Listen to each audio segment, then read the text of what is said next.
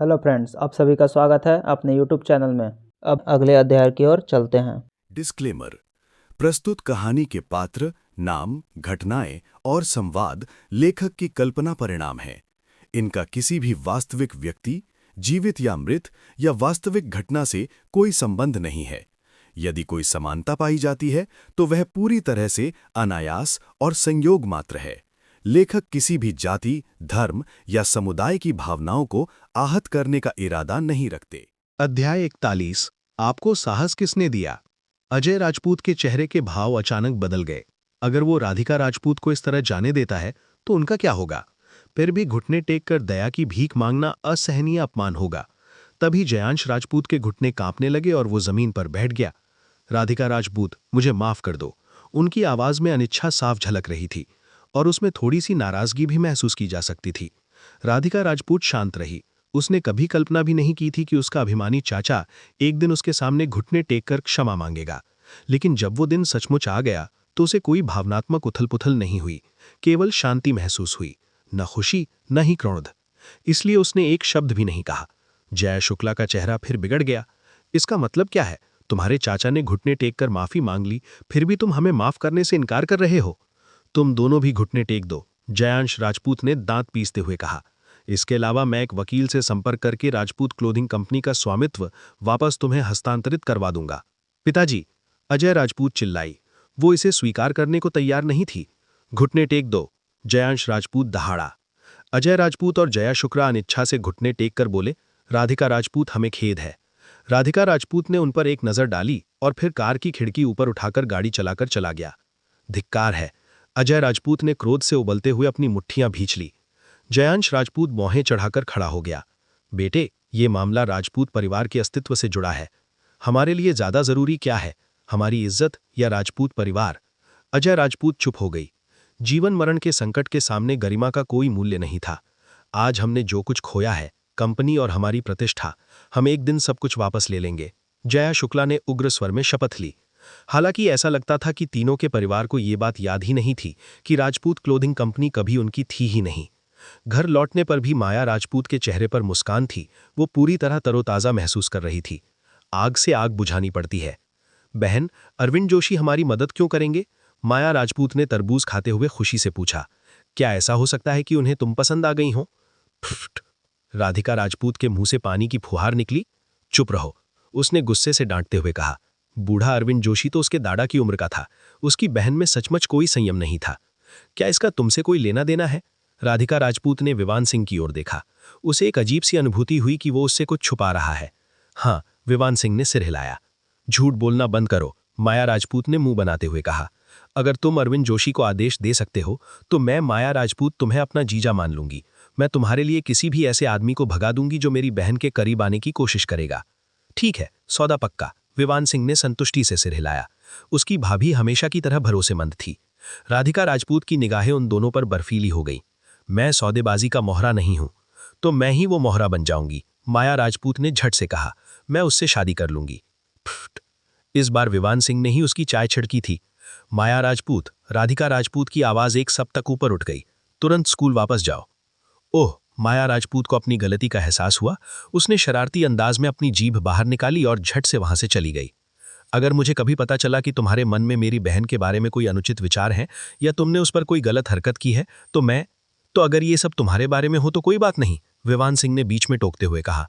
चिंता मत करो। हालांकि मैं इतना असाधारण हूं कि ब्रह्मांड की हर स्त्री का सपनों का राजकुमार बन सकता हूं, लेकिन मैं जीवन भर सिर्फ तुम्हारे प्रति ही समर्पित रहूंगा। इतना कहकर उसने राधिका राजपूत की आंखों में स्नेह से देखा। मैंने एक नजर से ही पुष्टि कर ली है, मुझे सही व्यक्ति मिल गया है। राधिका राजपूत का दिल अचानक थक सा गया। उसकी बेटी का निकम्मा बाप इतना बेशर्म कैसे हो सकता है? मैंने तुम्हारी आंखों में वो भाव देखा है और मेरा मन करता है कि मैं तुम्हें एक घूंसा मार दूं। अगर सानवी सिंह ने उसे न रोका होता तो वो सचमुच इस निर्दयी मुफ्तखोर कमीने को, जो 5 साल से गायब था, पीट पीट कर मार डालती। दोपहर के भोजन के बाद राजपूत परिवार के वकील तैयार अनुबंध लेकर राधिका राजपूत के घर पहुंचे। दस्तावेजों पर हस्ताक्षर होने के बाद कंपनी फिर से राधिका राजपूत के हाथों में आ गई। बेशक इसका मतलब था कि कमल प्रांगण के साथ साझेदारी फिर से शुरू हो गई थी और राधिका राजपूत कंपनी में वापस लौटकर काम में जुटने के लिए बेताब थे। हालांकि सबसे अप्रत्याशित बात यह थी कि राजपूत क्लोथिंग कंपनी में नेतृत्व परिवर्तन का उसके व्यवसाय पर बिल्कुल असर नहीं पड़ा। इसके विपरीत राधिका राजपूत की वापसी के बाद पहले ही दिन दोपहर में ऑर्डर बाढ़ की तरह आने लगे, जिनमें से प्रत्येक सौदे लाखों से करोड़ों तक के थे। हालांकि प्रत्येक ऑर्डर कमल प्रांगण के 30 मिलियन के अनुबंध की तुलना में छोटा था, लेकिन हर छोटा ऑर्डर मिलकर बड़ी रकम बन जाता था। राधिका राजपूत चकित रह गई। क्या ये कमल प्रांगण के चैनलों से हो सकता है? लेकिन विवान सिंह सच्चाई जानता था। इन ऑर्डर्स के पीछे मुंबई के धनी परिवार थे, जो सभी उसके प्रति सद्भावना दिखाना चाहते थे। विवान सिंह ने चुपचाप उनके इस भाव को गौर से देखा। ब्ज़ ब्ज़ ब्ज़ उसके फोन में कंपन हुई। ये एक अज्ञात नंबर था। जब उसने जवाब दिया तो उसे यशवंत अरोड़ा की आवाज़ सुनाई दी। विवान सिंह, अभी समुद्र किनारे आ जाओ, मुझे तुमसे कुछ बात करनी है। विवान सिंह ने अपनी बाहें से कोड़ ली। मैं अपनी बेटी के साथ घर पर हूँ, मेरे पास समय नहीं है। क्या आप ये कह रहे हैं कि एक मार्शल पूर्वज भी आपको आने के लिए नहीं कह सकता? यशवंत अरोड़ा की आवाज़ में असंतोष का भाव था। विवान सिंह मन ही मन मुस्कुराया। ये आदमी हद से ज़्यादा घमंड कर रहा है। मैंने अभी अभी इसे मार्शल एंसेस्टर बनने में मदद की है, और इसकी बाउंड्री अभी पूरी तरह स्थिर भी नहीं हुई है। अब ये मेरे सामने अकड़ दिखाने की कोशिश कर रहा है। इसे इतनी हिम्मत किसने दी? बेशक सुनील अरोड़ा, विवान सिंह ने सहमति से कहा। अच्छा, तुम्हें अपनी हद पता है। यशवंत अरोड़ा ने अत्यंत संतुष्टि के साथ फोन काट दिया। उसे अपने पूरे शरीर में शक्ति का संचार महसूस हो रहा था, जिससे उसे यह भ्रम हो रहा था कि वो एक ही मुक्के से शून्य को चकनाचूर कर सकता है। हालांकि विवान सिंह ने उसकी उन्नति में उसकी मदद की थी, और उसने विवान सिंह की बेटी की रक्षा करने का वादा भी किया था, फिर भी वो एक मार्शल पूर्वज था। भारत देश में ऐसे लोगों की संख्या बहुत कम थी जो प्रतिष्ठा और शक्ति का प्रतीक माने जाते थे। यहां तक कि चंदन भाटिया को भी शौर्य लोहानी को भर्ती करने के लिए 3 बार उस फूस की झोपड़ी में जाना पड़ा था। तो फिर विवान सिंह को खुद मेरे पास बुलाने में क्या बुराई है? 1 मिनट बीता, फिर 5 मिनट, फिर 10 मिनट, 1 घंटा बीत गया। विवान सिंह का अभी तक कहीं पता नहीं चल रहा था। यशवंत अरोड़ा के चेहरे पर कोई भाव नहीं बदला। मैं शायद ट्रैफिक होगा, मैं थोड़ी देर इंतजार करता हूं। आखिर मैं एक मार्शल पूर्वज हूं, घबराने की जरूरत नहीं।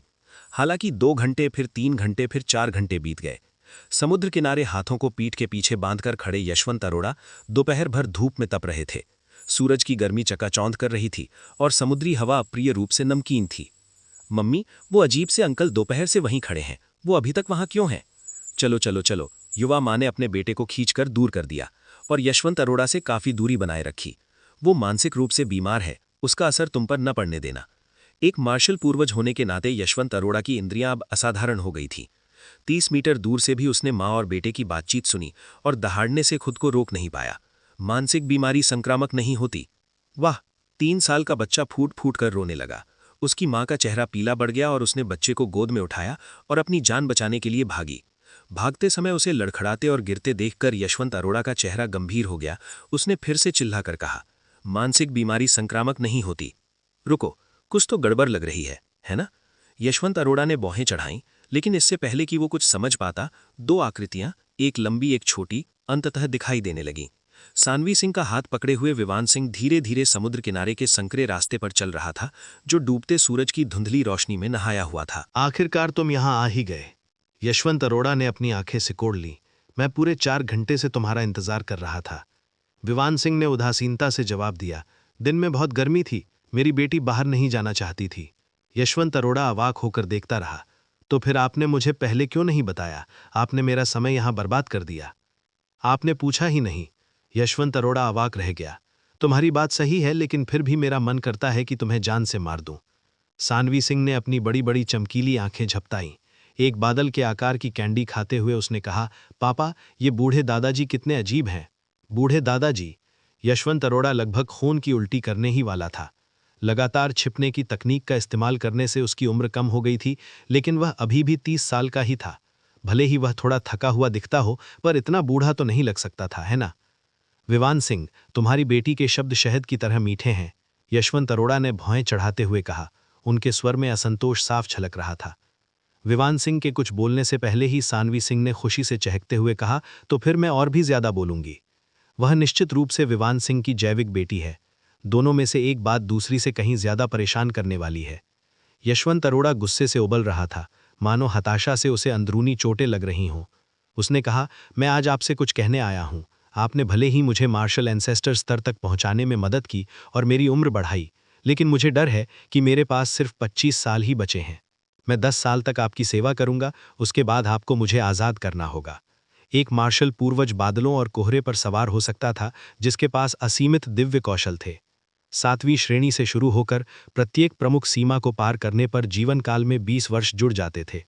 यदि कोई साधक 9वीं श्रेणी तक पहुंच जाता, जो ऊपरी 3 श्रेणियों का शिखर है, तो उसका जीवन 60 वर्ष तक बढ़ सकता था, पूरे 60 वर्ष। हालांकि साधना के दौरान कई तरह की जटिलताएं उत्पन्न हो सकती हैं, जिनमें छिपी हुई चोटें और जीवन घातक साधना तकनीकें शामिल हैं। इसलिए मार्शल आर्ट्स के ग्रैंड मास्टर का भी 150 वर्ष से अधिक जीवित रहना दुर्लभ था। सहमत हूं, विवान सिंह ने सिर हिलाया। 10 साल काफी से भी ज्यादा थे। सच तो यह है कि विवान सिंह इस दुनिया में पहले से ही अजेय थे। यहां तक कि एक उच्च श्रेणी के मार्शल पूर्वज भी सानवी सिंह को जरा सा भी नुकसान नहीं पहुंचा सकते थे। विवान सिंह द्वारा यशवंत अरोड़ा को नियुक्त करने का मुख्य कारण ये था कि कुछ मामले उनके लिए व्यक्तिगत रूप से निपटाने के लिए बहुत थका देने वाले थे। आखिर जब कुछ कमजोर लोग सानवी सिंह का अपहरण या हत्या करने आते थे, तो 4 अमर लोकों और स्वर्गीय दरबार के सर्वोच्च सम्राट से हर बार व्यक्तिगत रूप से हस्तक्षेप करने की उम्मीद तो नहीं की जा सकती थी, है ना? तो फिर बात खत्म। यशवंत अरोड़ा ने संतुष्टि से सिर हिलाया। 10 साल एहसान चुकाने के लिए काफी थे। बाकी 15 साल वह एक पूजनीय मार्शल पूर्वज के रूप में दुनिया के शिखर पर विराजमान रहेंगे और अपनी इच्छानुसार घूमने के लिए स्वतंत्र रहेंगे। लेकिन अगर अमर लोकों और ब्रह्मांड के असंख्य तारामंडलों में रहने वाले अरबों खरबों लोगों को यशवंत अरोड़ा के विचारों और फैसले के बारे में पता चल जाए, तो उनमें से हर एक शायद इतना थूकेगा कि वह डूब जाएगा। सिर्फ 10 साल की बात छोड़िए, अनगिनत लोग 10,000 या 1 लाख साल तक स्वेच्छा से गुलाम बनकर रहने को तैयार होंगे। आखिरकार वह सर्वोच्च सम्राट विवान सिंह थे। 4 अमर लोकों को एकीकृत करने और सर्वोच्च स्वर्गीय दरबार की स्थापना करने की अभूतपूर्व और संभवतः अपरणीय उपलब्धि को एक तरफ रखने के अलावा भी और बहुत कुछ था। केवल अपनी शक्ति के बल पर उन्होंने मानव जाति को 13,20,000वें स्थान से, प्रजाति विकास क्रम में लगभग सबसे निचले पायदान से महज 30,000 वर्षों में प्रथम स्थान तक पहुंचा दिया था। यही बात उन्हें 100 खरब वर्षों में नंबर 1 सम्राट बनाने के लिए पर्याप्त थी। निर्विवाद। और आप किस सीमा पर हैं? यशवंत अरोड़ा ने विवान सिंह को गौर से देखा। वह जानता था कि एक साधारण मार्शल पूर्वज किसी को 6ठी श्रेणी के शिखर से आगे बढ़ने में मदद नहीं कर सकता था। ऐसा व्यक्ति तो किंवदंती बनने के लिए ही पैदा हुआ था। लेकिन मार्शल डाओ की दुनिया में विवान सिंह का जिक्र क्यों नहीं था? इतना शक्तिशाली व्यक्ति चाहे कितना भी गुमनाम क्यों न हो, गुमनाम तो नहीं रह सकता था। विवान सिंह ने बिना जवाब दिए बस मुस्कुरा दिया। इसके बजाय उसने सानवी सिंह का हाथ पकड़ा और मुस्कुराते हुए कहा, सानवी, पापा तुम्हें एक छोटा सा गाना सुनाते हैं। ठीक है, मुझे थोड़ी देर के लिए नशे में चूर कर दो, क्योंकि आने वाले दिन नीरस हैं। 1000 मील की सफ़र, लंबी और दूर, और मेरे साथ ऊंचाइयों पर चढ़ने वाला कोई नहीं। विवान सिंह की आवाज़ धीरे धीरे सुनाई दी। सानवी सिंह के लिए उसके पिता की आवाज़ महज सुनने में अच्छी लगती थी, उसका अर्थ उसे समझ नहीं आता था। लेकिन यशवंत अरोड़ा ने उस अस्तित्व के गहरे अकेलेपन को महसूस किया जो पहले से ही अजेय था। मेरे साथ ऊंचाइयों पर चढ़ने वाला कोई नहीं, कितना बड़ा अहंकार है। 9वीं श्रेणी के शिखर पर स्थित एक महान मार्शल संप्रदाय भी ऐसी बात कहने की हिम्मत नहीं करेगा, है ना? उसने अचानक अपना मत्था पीटा। उसकी आंखों में ज्ञान की चमक आई, क्योंकि उसे अचानक एक एहसास हुआ। विवान सिंह भी एक मार्शल पूर्वज है, लेकिन मेरी तरह वह भी ज्यादा से ज्यादा 7वीं श्रेणी का है। लेकिन वह गीत एक संकेत है। उसके पिता या शायद उसके गुरु किसी महान मार्शल संप्रदाय के सदस्य रहे होंगे। अब यशवंत अरोड़ा समझ गया कि विवान सिंह अपने 20 के दशक में ही मार्शल पूर्वज कैसे बन गया, जो मार्शल डाओ की दुनिया में 300 साल से अनसुना था। वह ये भी समझ गया कि विवान सिंह ने उस दिन चंद्र प्रभा को तितलियों में कैसे बदल दिया। जरूर किसी महान मार्शल संप्रदाय ने पर्दे के पीछे से उसकी मदद की होगी। और इन सब का कारण क्या है? विवान सिंह किसी महान मार्शल संप्रदाय का वंशज या शिष्य जरूर होगा, नहीं तो वह नशे और लंबी यात्रा के बारे में क्यों गाता? यह स्पष्ट है, किसी कारण से उसे संप्रदाय से निकाल दिया गया और भटकने के लिए मजबूर किया गया। इसमें कोई आश्चर्य नहीं, कोई आश्चर्य नहीं। यशवंत अरोड़ा अपनी प्रतिभा से बहुत प्रभावित था। 20 साल से ज्यादा समय तक जोशी परिवार के साए में रहना कितना बड़ा नुकसान था। उसे तो उनका मुख्य रणनीतिकार होना चाहिए था।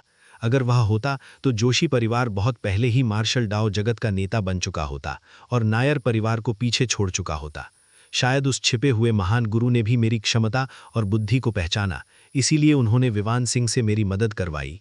यशवंत अरोड़ा ने हाथ जोड़कर जोर से चिल्लाते हुए कहा, यशवंत अरोड़ा, बड़े गुरुजी के मार्गदर्शन के लिए धन्यवाद। मैं कभी भी विवान सिंह के साथ आपके संबंध का खुलासा नहीं करूंगा। कुछ दूरी पर एक और माँ अपने बच्चे को जल्दबाजी में एक बड़े चाप में ले गई। यहाँ तक कि कुछ मीटर दूर शतरंज खेल रहे बूढ़े लोग भी यशवंत अरोड़ा को दया भरी निगाहों से देख रहे थे। बेचारा बच्चा न सिर्फ बदसूरत है बल्कि खुद से बड़बड़ाता भी रहता है। लगता है उसके दिमाग में कुछ गड़बड़ है। बिल्कुल सही, नहीं तो वह पूरी दोपहर वहीं क्यों खड़ा रहता। यशवंत अरोड़ा ने ठंडी सांस ली। ये सब नासमझ लोग हैं, मेरे समय के लायक नहीं। वह विवान सिंह की ओर बढ़ा और गंभीर स्वर में बोला, मैं तुम्हारी दुर्गति समझता हूं, मैं तुम्हारी बेटी की रक्षा करूंगा, यही मेरा कर्तव्य है। विवान सिंह पूरी तरह से हैरान रह गया। तुम किस बारे में बात कर रहे हो? मैं समझ गई, आप अपनी असली पहचान जाहिर नहीं कर सकते। मुझे एक दिन का समय दीजिए, मैं सिद्धा चल जाऊंगी और अपना नाम आकाश रैंकिंग में दर्ज कराऊंगी। कल से मैं आपकी बेटी की परछाई बनकर रहूंगी। यशवंत अरोड़ा का चेहरा गंभीर था। चाहे आप दुनिया भर में घूमें या किसी महान मिशन पर निकलें, मैं अगले 10 साल तक आपकी सहायता करूंगी। बोलने के बाद यशवंत अरोड़ा ने अपने बाएं हाथ से मुट्ठी बनाई और उसे क्षैतिज रूप से अपने सामने फैलाया। यह मार्शल डाओ का अभिवादन था। मूल रूप से मार्शल आर्टिस्ट अपने बुजुर्गों या गुरुओं के प्रति यह अभिवादन करते थे, लेकिन धीरे धीरे यह एक ऐसा इशारा बन गया जो सिर्फ दूसरे मार्शल आर्टिस्ट को वास्तविक रूप से सम्मान देने के समय ही किया जाता था। हालांकि विवान सिंह पूरी तरह से हैरान था, उसने बस सिर हिलाया। ठीक है। यशवंत अरोड़ा वहां से रवाना हो गया और उस पर्वत की ओर चल पड़ा जहां सिद्धाचल की आकाश रैंकिंग स्थित थी। 6 सितंबर रविवार आसमान में बादल छाए रहेंगे। सिद्धाचल के चारों ओर हर उम्र के पुरुष, महिलाएं और बच्चे एकत्रित थे। वे सभी मार्शल आर्टिस्ट्स थे जिन्हें स्वर्ड पीक के बारे में खबर मिली थी और वे इसे देखने आए थे। स्वर्ड पीक ने प्रकट होते ही अपनी शक्तिशाली तलवार शक्ति से मार्शल डाओ जगत को झकझोर दिया था। अनगिनत तलवारबाज इसे तलवार रैंकिंग भी कहते थे।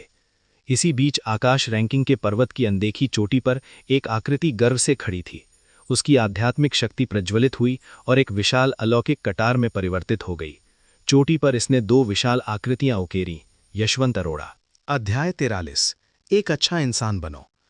यशवंत अरोड़ा। महज कुछ ही मिनटों में उनका नाम पूरे भारत देश में फैल गया। ये तो बस अफसोस की बात थी। अगर स्वॉर्ड पीक का ना दिखना होता तो इस खबर से लोगों को कहीं ज्यादा झटका लगता, लेकिन जैसा कि हुआ, समय बिल्कुल सही था। दशकों तक जोशी परिवार की गुमनाम छाया रहे यशवंत अरोड़ा के लिए मार्शल दाओ आकाश रैंकिंग में अपना नाम दर्ज कराना एक ऐतिहासिक उपलब्धि थी। उनका भविष्य चाहे जो भी हो, ये मार्शल दाओ जगत के इतिहास पर एक अमिट छाप थी।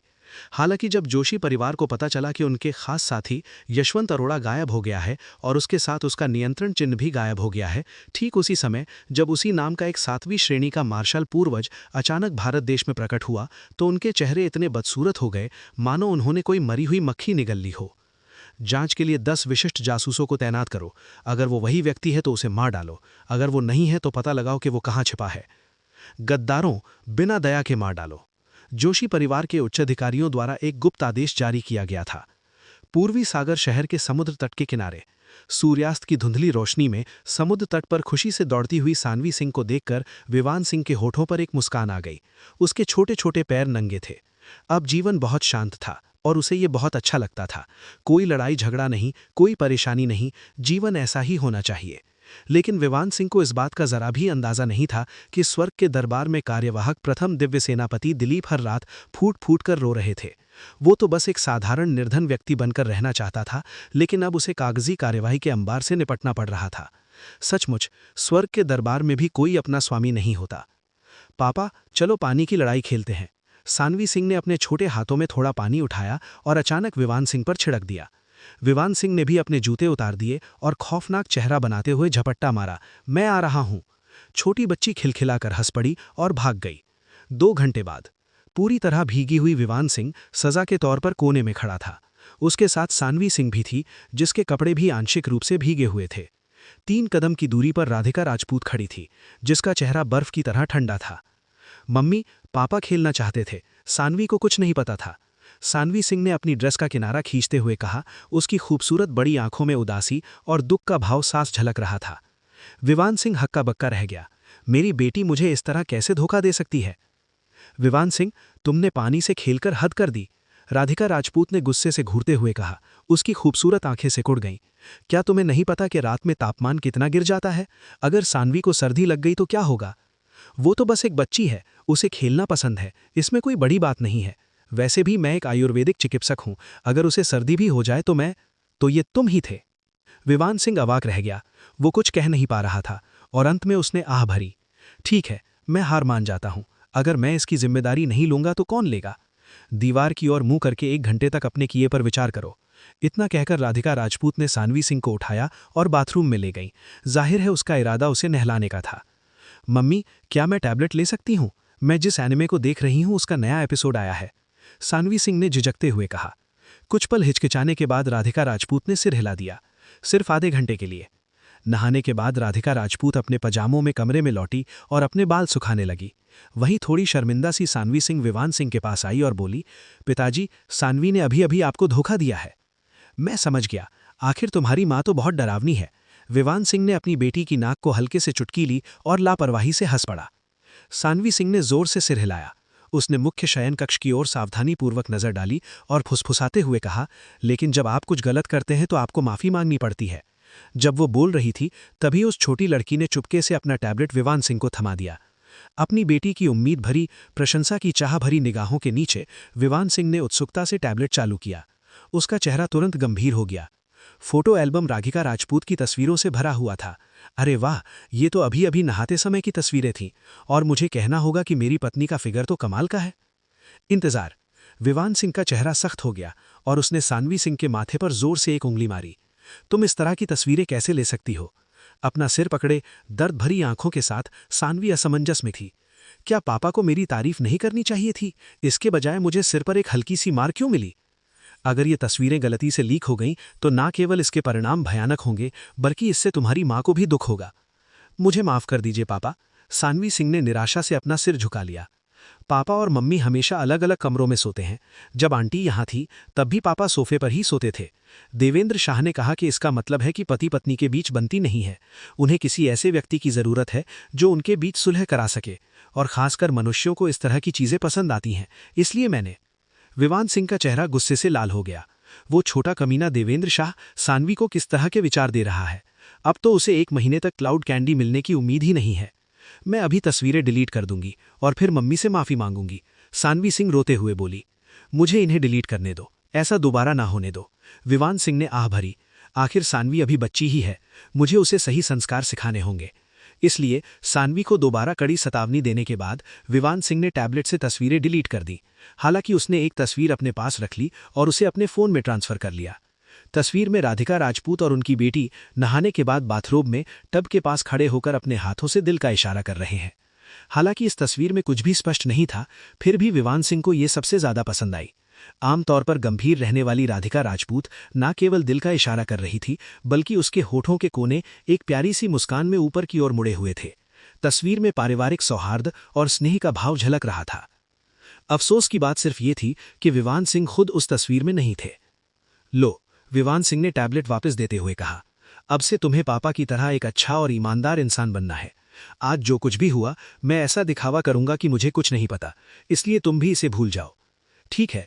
सानवी सिंह ने अपना छोटा सा सिर जोर से हिलाया। उसके मासूम चेहरे पर अपराध बोध गहरा हो गया। पापा ने मुझे डांटा भी नहीं और उन्होंने तो इस मामले को दबाने में भी मदद की। पापा दुनिया के सबसे अच्छे इंसान हैं। राधिका राजपूत ने विवान सिंह को 1 घंटे के लिए दीवार की ओर मुंह करके खड़े रहने की सजा दी थी, लेकिन बाल सुखाते ही उसने उसे बाथरूम में भेज दिया। जाहिर है उसे डर था कि कहीं उसे भी सर्दी ना लग जाए, लेकिन स्वाभिमानी स्वभाव की होने के कारण उसने ये बात कभी नहीं मानी और बस इतना कहा कि उसे डर है कि विवान सिंह बीमार पड़ जाएगा और अपनी बेटी को भी बीमार कर देगा। स्नान करने के बाद विवान सिंह ने खाना बनाना शुरू किया। ये एक शानदार दावत थी। 3 व्यंजन और एक सूप। कमल की जड़ का एक चम्मच उसके होठों से लगते ही राधिका राजपूत ने आनंद से अपनी आंखें बंद कर लीं। ये सचमुच दुनिया की सबसे स्वादिष्ट चीज थी। इसका मधुर स्वाद उसके पूरे शरीर में घुल गया और उसकी सारी थकान दूर कर दी। परिणाम स्वरूप उस रात खाने का एक भी टुकड़ा नहीं बचा था। तभी फोन की घंटी बजी। विवान सिंह ने स्क्रीन पर देखा तो पाया कि ये एक अनामिल नंबर है। उन्होंने जवाब दिया और दूसरी ओर से एक विनम्र आवाज आई। श्रीमान विवान, मैं ठाकुर परिवार का जयेश ठाकुर बोल रहा हूं। क्या आप जल्दी खाली होंगे? सीधी बात पर आओ।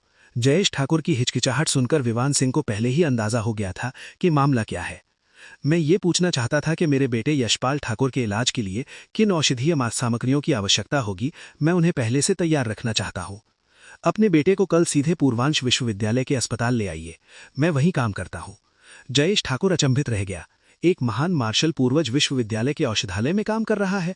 उस संस्थान का इतिहास कितना प्रभावशाली है। जिज्ञासा तो थी, लेकिन जयेश ठाकुर ने और सवाल पूछने की हिम्मत नहीं की। तो मैं आपका आभारी रहूंगा श्रीमान विवान, उसने आदरपूर्वक कहा। फोन रखने के बाद राधिका राजपूत ने अनायास ही पूछा, ये सब क्या था?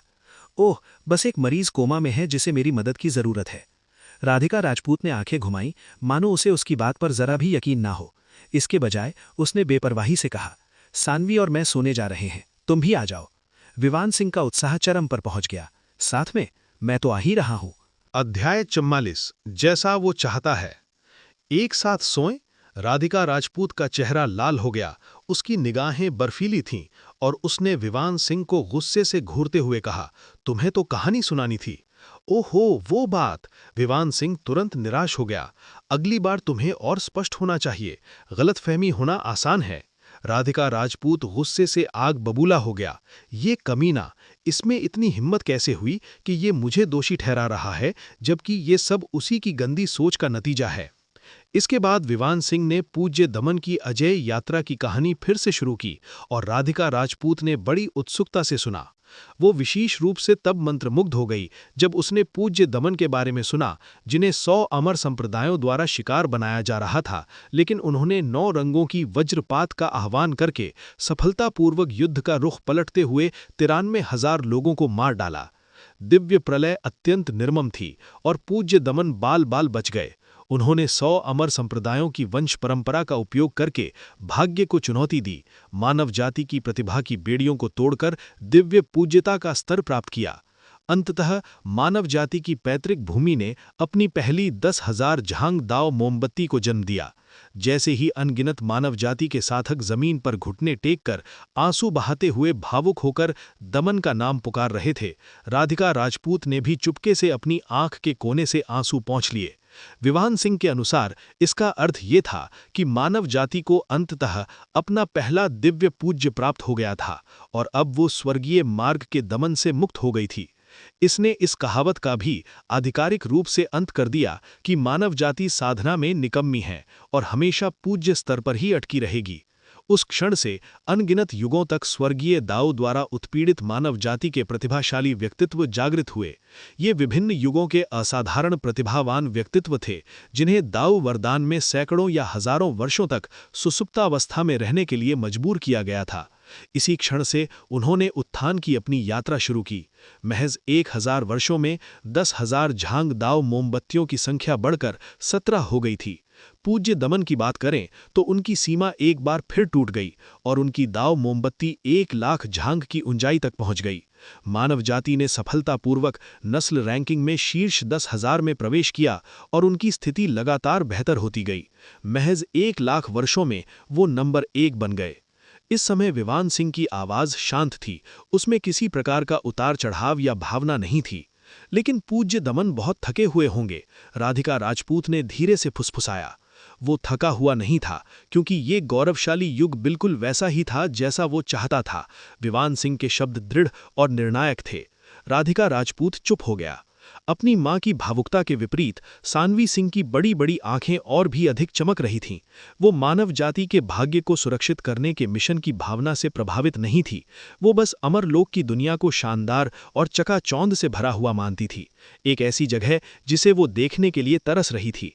कितनी अफसोस की बात है, ये सिर्फ एक कहानी है। छोटी बच्ची जंभाई लेते हुए सो गई। नींद में उसने सपना देखा कि वो अमरलोक की साम्राज्ञी बन गई है और असंख्य जातियां उसके सामने सिर झुकाकर उसकी पूजा कर रही हैं। अपने सामने घुटने टेक कर बैठे लोगों के विशाल जनसमूह को देखते हुए सानवी सिंह को कोई खास खुशी महसूस नहीं हुई। इसके बजाय उसे अचानक अपने बचपन की एक गर्मी की और एक छोटे लड़के की याद आ गई, जिसने पूर्वी सागर शहर का सरगान होने का दावा किया था। वो बेहद घमंडी था, लेकिन सानवी सिंह उसका चेहरा कब का भूल चुकी थी। उस दिन हवा शांत थी और आकाश में बादल भी कम थे। अगले दिन सप्ताहांत होने के बावजूद सानवी सिंह गैलेक्सी किंडरगार्टन गई। हैरानी की बात यह थी कि देवेंद्र शाह बगीचे में झूले पर बैठी सफेद बादलों को यूं ही निश्चिंत होकर देख रही थी। जब छोटे लड़के ने बड़ी बहन को आते देखा तो उसकी ऊबी हुई आंखें चमक उठीं। सानवी, आप यहां क्या कर रही हैं? मुझे माफ करना देवेंद्र शाह, मैंने कल रात सपने में देखा कि तुम्हारी मृत्यु हो गई है, इसलिए मैं ये देखने आई कि तुम जिंदा हो या नहीं। सानवी सिंह ने भावुक होकर कहा। लगता है सपने झूठे ही होते हैं। देवेंद्र शाह, विवान सिंह, इसलिए इसमें कोई आश्चर्य नहीं है कि उसने राधिका राजपूत के साथ कंपनी जाने से इनकार कर दिया और किंडरगार्टन आने पर जोर दिया। देवेंद्र शाह को यह समझ नहीं आ रहा था कि उसकी बड़ी बहन उसके न मरने से खुश है या उसके जीवित रहने से निराश है। उसे कुछ पता नहीं था और पूछने की हिम्मत भी नहीं थी। तो उसने कमजोर आवाज में कहा, मेरे माता पिता दोनों व्यस्त हैं और उन्हें डर है कि मैं कोई परेशानी खड़ी कर दूंगा, इसलिए मैं सप्ताहांत में किंडरगार्टन में ही रहता हूं। सानवी, क्या तुम अंदर आकर खेलना चाहोगी? क्या मैं कर सकती हूं पापा? सानवी सिंह ने अपने पिता की ओर उम्मीद भरी नजरों से देखा। अंकल विवान, हमारे पास यहां 10 सुरक्षा गार्ड हैं, ये बिल्कुल सुरक्षित है। आगे बढ़ो। विवान सिंह ने सिर हिलाया। सुरक्षा गार्डों के बिना भी वो निश्चिंत रहेगा। आखिर एक मार्शल पूर्वज उसकी गुप्त रूप से रक्षा कर रहा था। यद्यपि यशवंत अरोड़ा की सीमा में सुधार हुआ था, लेकिन वो पहले से कहीं अधिक मूर्ख लग रहा था। यद्यपि उसकी शक्ति ठीक होनी चाहिए। इसके बाद विवान सिंह पूर्वांश यूनिवर्सिटी चला गया। पूर्वांश यूनिवर्सिटी के अस्पताल में बुजुर्ग लोगों का एक समूह बैठा हुआ था। लीसा भाटिया और राहुल पटेल उन्हें भगाने की हिम्मत नहीं जुटा पाए। वास्तव में उन्हें आदरपूर्वक उन्हें चाय पिलानी पड़ी। उनमें से एक अजित वर्मा थे और बाकी उनके पुराने दोस्त थे। सभी चिकित्सा जगत के शीर्ष विशेषज्ञ थे। इसमें पश्चिमी और आयुर्वेदिक चिकित्सा दोनों के चिकित्सक शामिल थे। इसके अलावा ये सभी अनुभवी लोग टॉप मेडिकल स्कूलों में प्रोफेसर या डॉक्टरेट एडवाइजर रह चुके थे या वर्तमान में कार्यरत थे। ये कहा जा सकता है कि 60 वर्ष से अधिक औसत आयु वाले ये लोग पिछले 50 वर्षों में भारत देश के चिकित्सा क्षेत्र के सबसे महत्वपूर्ण स्तंभ रहे हैं। उन्होंने भारत देश में चिकित्सा की शिक्षा और विरासत में अपार योगदान दिया है और वो कल से ही यहाँ विवान सिंह से मिलने का इंतजार कर रहे थे। निदेशक वर्मा, आदरणीय प्रोफेसरों, कृपया अभी वापस चले जाइए। विवान सिंह कल तक काम पर नहीं आएंगे, राहुल पटेल ने सावधानी से कहा। हालांकि वो मन ही मन ईर्ष्या से जल रहा था। उसने पहले भी प्रतिभाशाली युवा डॉक्टरों को देखा था, लेकिन अजित वर्मा को किसी को इतना महत्व देते हुए उसने कभी नहीं देखा था। इसके अलावा विवान सिंह के क्रांतिकारी चिकित्सा सिद्धांतों के सामने चिकित्सा जगत के अन्य दिग्गज विभाजित हो गए। उनसे बहस करने के लिए उत्सुक वे अब चुप नहीं बैठ सकते थे। परिणाम स्वरूप विश्वविद्यालय में पढ़ाने वाले प्रोफेसरों ने अपनी कक्षाएं छोड़ दी और अस्पतालों में काम करने वाले डॉक्टरों ने छुट्टी ले ली। इसी के परिणाम स्वरूप वर्तमान स्थिति उत्पन्न हुई। हालांकि विवान सिंह को इस सब की जानकारी नहीं थी और उसने समूह को एक पूरा दिन तक इंतजार करवाया था।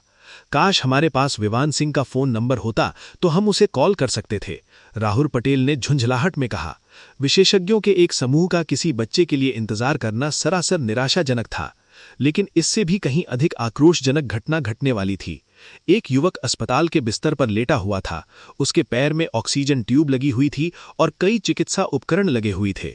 उसे व्हील चेयर पर अस्पताल के प्रवेश कक्ष में लाया गया। ये अच्छी बात थी कि अस्पताल काफी बड़ा था, वरना इतने सारे लोगों को संभालना असंभव था। ये दल निश्चित रूप से ठाकुर परिवार के जयेश ठाकुर का था। राहुल पटेल पहले से ही तनाव में था और अपना आपा खोने ही वाला था जब उसने नीलिमा पारेख को आश्चर्य से पूछते हुए सुना, जयेश ठाकुर, तुम यहाँ क्यों आए हो? कौन? जयेश ठाकुर। हालांकि राहुल पटेल पूर्वी सागर में काम करता था, लेकिन वो मुंबई का मूल निवासी था, इसलिए ये नाम निश्चित रूप से उसके लिए परिचित था। क्या ये ठाकुर परिवार के मुखिया जयेश ठाकुर हो सकते हैं? प्रोफेसर लीसा, आपको भी यहाँ देखकर मुझे आश्चर्य हुआ, जयेश ठाकुर ने कुछ हैरानी जताते हुए कहा। अपने बेटे यशपाल ठाकुर की कार दुर्घटना में मृत्यु हो जाने और कोमा में चले जाने के बाद जयेश ठाकुर ने अपने पिता के रूप में अपनी पूरी ताकत लगा दी। उन्होंने धन दौलत खर्च की और संबंधित क्षेत्रों के सभी टॉप चिकित्सा शीर्ष विशेषज्ञों को बुलाने के लिए अनगिनत लोगों से संपर्क किया। इनमें न्यूरोलॉजिस्ट नीलिमा पारेख और कमरे में मौजूद कई अन्य लोग भी शामिल थे। मैं विवान सिंह से मिलने आई हूं, नीलिमा पारेख ने कहा। फिर उसने बिस्तर पर लेटे यशपाल ठाकुर की तरफ देखा और आह भरी, क्या तुम्हारा बेटा अभी तक नहीं जागा? श्री विवान ने कहा कि उनके पास उसे जगाने का एक तरीका है।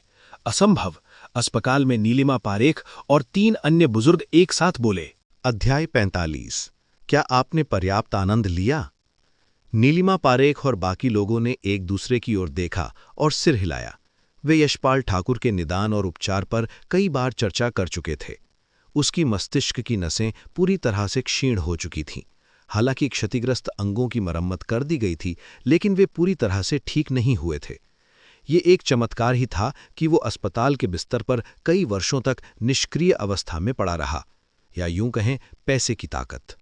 महंगी लक्षित दवाओं को खरीदने और विभिन्न विशेषज्ञों और प्रोफेसरों से परामर्श करने के लिए धन के बिना यशपाल ठाकुर शायद कार दुर्घटना के 2 दिन बाद ही मर गया होता।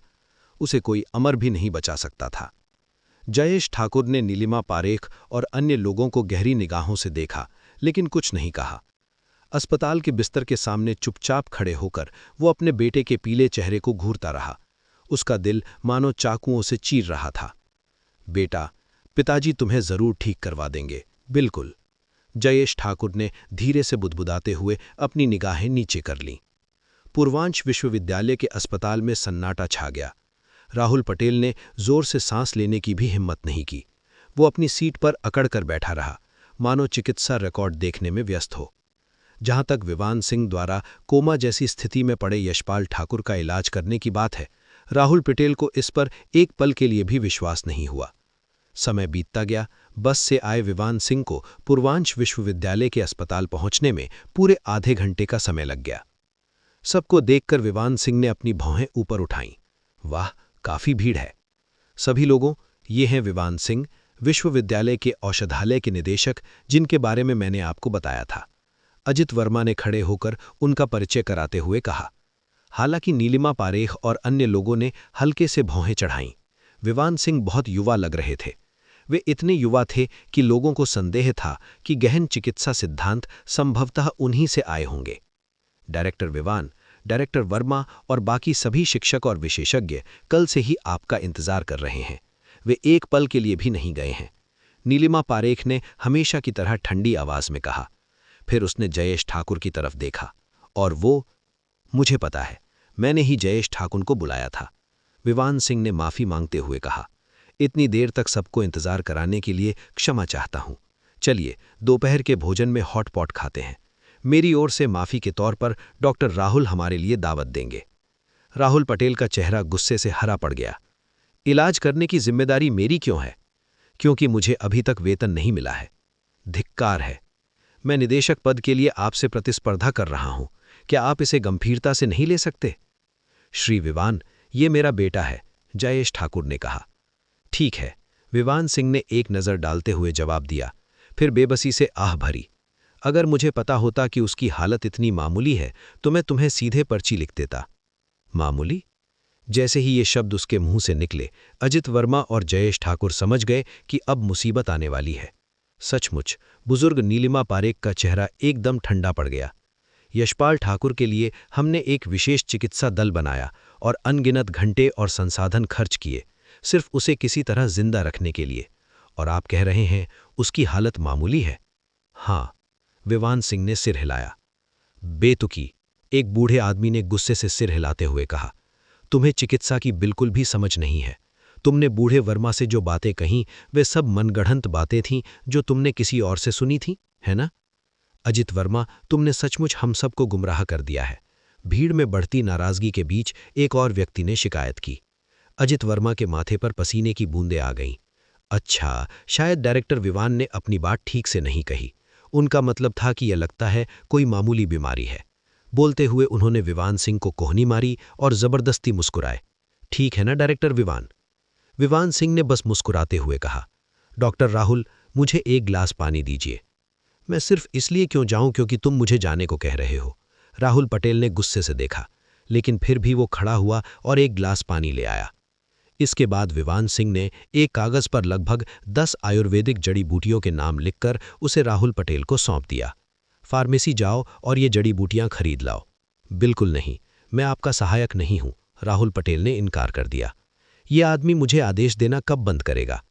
विवान सिंह के कुछ बोलने से पहले ही जयेश ठाकुर की निगाहें राहुल पटेल पर पड़ीं, जो तीखी और अटल थीं। राहुल पटेल की रीढ़ में सिहरन दौड़ गई। उसने कागज छीना और भंडार गृह की ओर दौड़ पड़ा। लीसा भाटिया ने खुद से कहा। उसके विरोध का यही नतीजा निकला। राहुल पटेल का व्यवहार उसकी जुबान से कहीं अधिक ईमानदार था। 1 घंटे बाद पसीने से तरबतर राहुल पटेल हाँफते हुए वापस अस्पताल में भागा आया। उसने अलग अलग पैकेट में पैक की गई जड़ी बूटियों को टेबल पर रख दिया और तब प्रत्येक जड़ी बूटी को अलग अलग पीसकर पाउडर बना लो, विवान सिंह ने निर्देश दिए। राहुल पटेल गाली देने ही वाला था। मैं बहुत बहुत खुश हूं, उसने जैसे तैसे कहा। उसके होठों पर जो अपशब्द थे उनकी जगह कुछ और निकल आया। सौभाग्य से औषधालय में जड़ी बूटी पीसने की मशीनें थीं। 1 और घंटे की कड़ी मेहनत के बाद राहुल पटेल की पीठ में दर्द होने लगा और हाथों में ऐंठन आ गई। आखिरकार 13 जड़ी बूटियों को बारीक पीसकर पाउडर बना लिया गया। अगले ही पल उसने देखा कि विवान सिंह ने प्रत्येक पाउडर की एक चुटकी ली और उसे पानी से भरे एक सफेद कटोरे में छिड़क दिया। राहुल पटेल हक्का बक्का रह गया। उसने मुझसे इतनी सारी जड़ी बूटियों को पीसकर पाउडर बनवाया सिर्फ इस थोड़ी सी मात्रा के लिए। क्या यह सरासर यातना नहीं है? जैसे ही राहुल पटेल विरोध करने ही वाला था, एक चिड़चिड़े आयुर्वेदिक चिकित्सक ने उसे लात मारकर एक तरफ धकेल दिया। चुप रहो, पीछे हटकर देखो। राहुल पटेल को बेहद अन्याय महसूस हुआ। धिक्कार है, मैंने तो कुछ कहा भी नहीं था। ये अपने बेटे को दे दो, इसे पीने के बाद वो जाग जाएगा, विवान सिंह ने कहा। जयेश ठाकुर ने जरा भी संकोच नहीं किया। उन्होंने सावधानी से कटोरा उठाया और अपने बेटे यशपाल ठाकुर को स्वयं वो मिश्रण पिलाने की तैयारी करने लगे। लेकिन चिड़चिड़े स्वभाव वाले बूढ़े आयुर्वेदिक चिकित्सक ने बड़ी निराशा से सब कुछ देखा। उन्होंने सोचा था कि विवान सिंह कोई चमत्कारी इलाज लेकर आएंगे, लेकिन उन्होंने बस कुछ जड़ी बूटियों को पीसकर पानी में मिला दिया। वे तो बिल्कुल एक धोखेबाज की तरह व्यवहार कर रहे थे। 1 मिनट रुकिए, जड़ी बूटियां। बूढ़ा डॉक्टर अजित वर्मा द्वारा ठगे जाने की शिकायतें सुनने में इतना मशगूल था कि उसने जड़ी बूटियों पर ध्यान ही नहीं दिया था।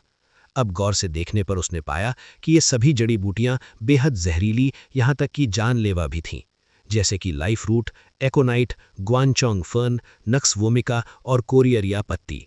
पानी में इनका पाउडर बनाना सचमुच मौत का फरमान था। बूढ़े डॉक्टर के सिर में झुनझुनी सी दौड़ गई।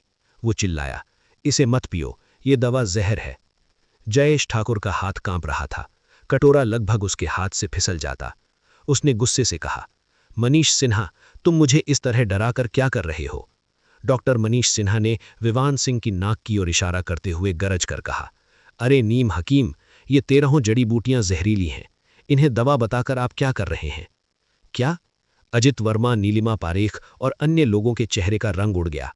यहां तक कि राहुल पटेल और लीसा भाटिया भी स्तब्ध रह गए। बूढ़े श्री सिन्हा सही कह रहे हैं। कमरे में मौजूद अन्य आयुर्वेदिक चिकित्सकों ने गंभीर भाव से सिर हिलाया। जान बचाने में असमर्थ, फिर भी तुम जान लेने की कोशिश कर रहे हो। आज मैंने सब कुछ देख लिया, मनीष सिन्हा ने ठंडे स्वर में कहा। पुलिस को बुलाओ, नीलिमा पारेख ने हाथ हिलाते हुए आदेश दिया। क्या तुम सब इस बकवास से तंग आ गए हो? जयेश ठाकुर दहाड़ा। ठाकुर परिवार का मुखिया क्रोधित हो गया। अस्पताल में सन्नाटा छा गया। नीलिमा पारेख ने गंभीर स्वर में कहा, जयेश ठाकुर, आपको हमें धन्यवाद देने की आवश्यकता नहीं है, हालांकि। चुप रहो, जयेश ठाकुर ने गुस्से से बोला, तुम सब पाखंडी हो। एक बात तो यह है कि तुम मेरे बेटे को नहीं बचा सकते, लेकिन अब तुम विवान पर झूठे आरोप लगाने की हिम्मत कर रहे हो। मैं तुमसे पूछना चाहता हूं, तुम्हारी मंशा क्या है? ये मनीष सिन्हा और नीलिमा पारेख हक्का बक्का रह गए। वे जड़ी बूटियां जहरीली थीं, वे तो बस उसकी मदद करने की कोशिश कर रहे थे। लेकिन वे सभी ऊंचे ओहदे वाले लोग थे। गुस्से में मुंह फुलाकर वे मुड़ गए और ठंडे स्वर में बोले, चूंकि हम तो बस नीम हकीम हैं, इसलिए आप जो चाहें कर सकते हैं। अब से यशपाल ठाकुर जिए या मरे, इससे हमारा कोई लेना देना नहीं है। जयेश ठाकुर ने विवान सिंह की ओर देखा तो पाया कि वो कमरे में हो रहे शोरगुल से पूरी तरह बेपरवाह था। बाहर विलों के पेड़ पर बैठी गर्मियों की टिड्डियों को घूर रहा था। जयेश ठाकुर ने अपने जबड़े भींच लिए, अपने हृदय को दृढ़ कर लिया और कटोरा अपने बेटे के होठों तक ले आया। भले ही वो जहर ही क्यों ना हो, उसने इसे स्वीकार कर लिया था। अध्याय 46। वे अभी भी बच्चे हैं।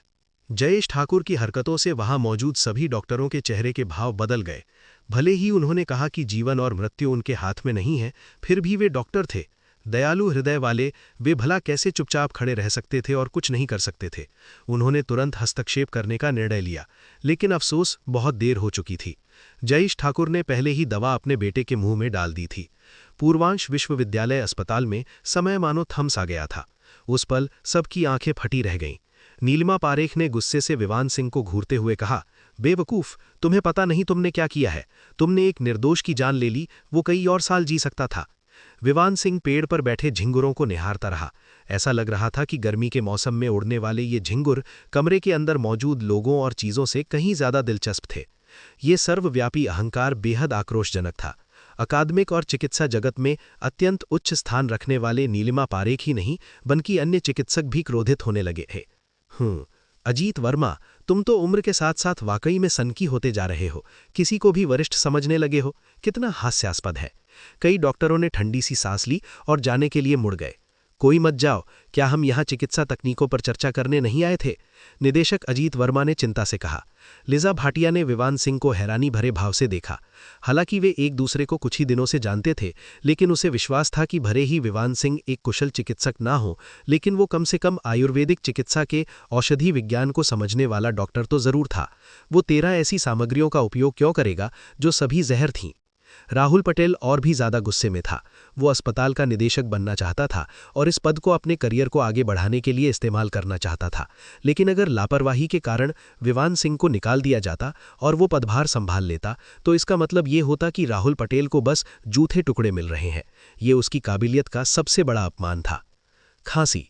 तभी एक हल्की खांसी की आवाज ने तुरंत ही अस्पताल में सन्नाटा छा दिया, क्योंकि वो खांसी बीमारी से उठकर आया। सभी लोग स्तब्ध रह गए। अस्पताल का दरवाज़ा खुल चुका था, लेकिन जो कुछ डॉक्टर बाहर निकलने लगे थे वे सब वहीं रुक गए। वे अस्पताल के बिस्तर पर लेटे यशपाल ठाकुर को हैरानी भरी निगाहों से देखते रह गए। नीलिमा पारेख और मनीष सिन्हा ने अपनी आंखें जोर से मली। उन्हें शक हुआ कि वे कुछ गलत देख रहे हैं, लेकिन वे नहीं थे। यशपाल ठाकुर, जो कई वर्षों से कोमा में था और अनगिनत डॉक्टरों ने ये कहकर उसकी आशा तोड़ दी थी कि वो कभी होश में नहीं आएगा, ने अपनी आंखें खोली। उसने कमजोरी से कमरे के चारों ओर देखा। अंत में जब उसकी नज़र जयेश ठाकुर पर पड़ी तो उसके होठ हल्के से हिले और उसने फुसफुसाते हुए कहा, पिताजी। हाँ, पापा यहीं हैं, पापा यहीं हैं।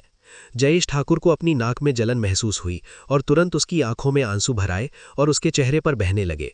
फिर उन्होंने झुककर गहरा प्रणाम किया। उनकी आवाज़ भावुकता से भरी हुई थी।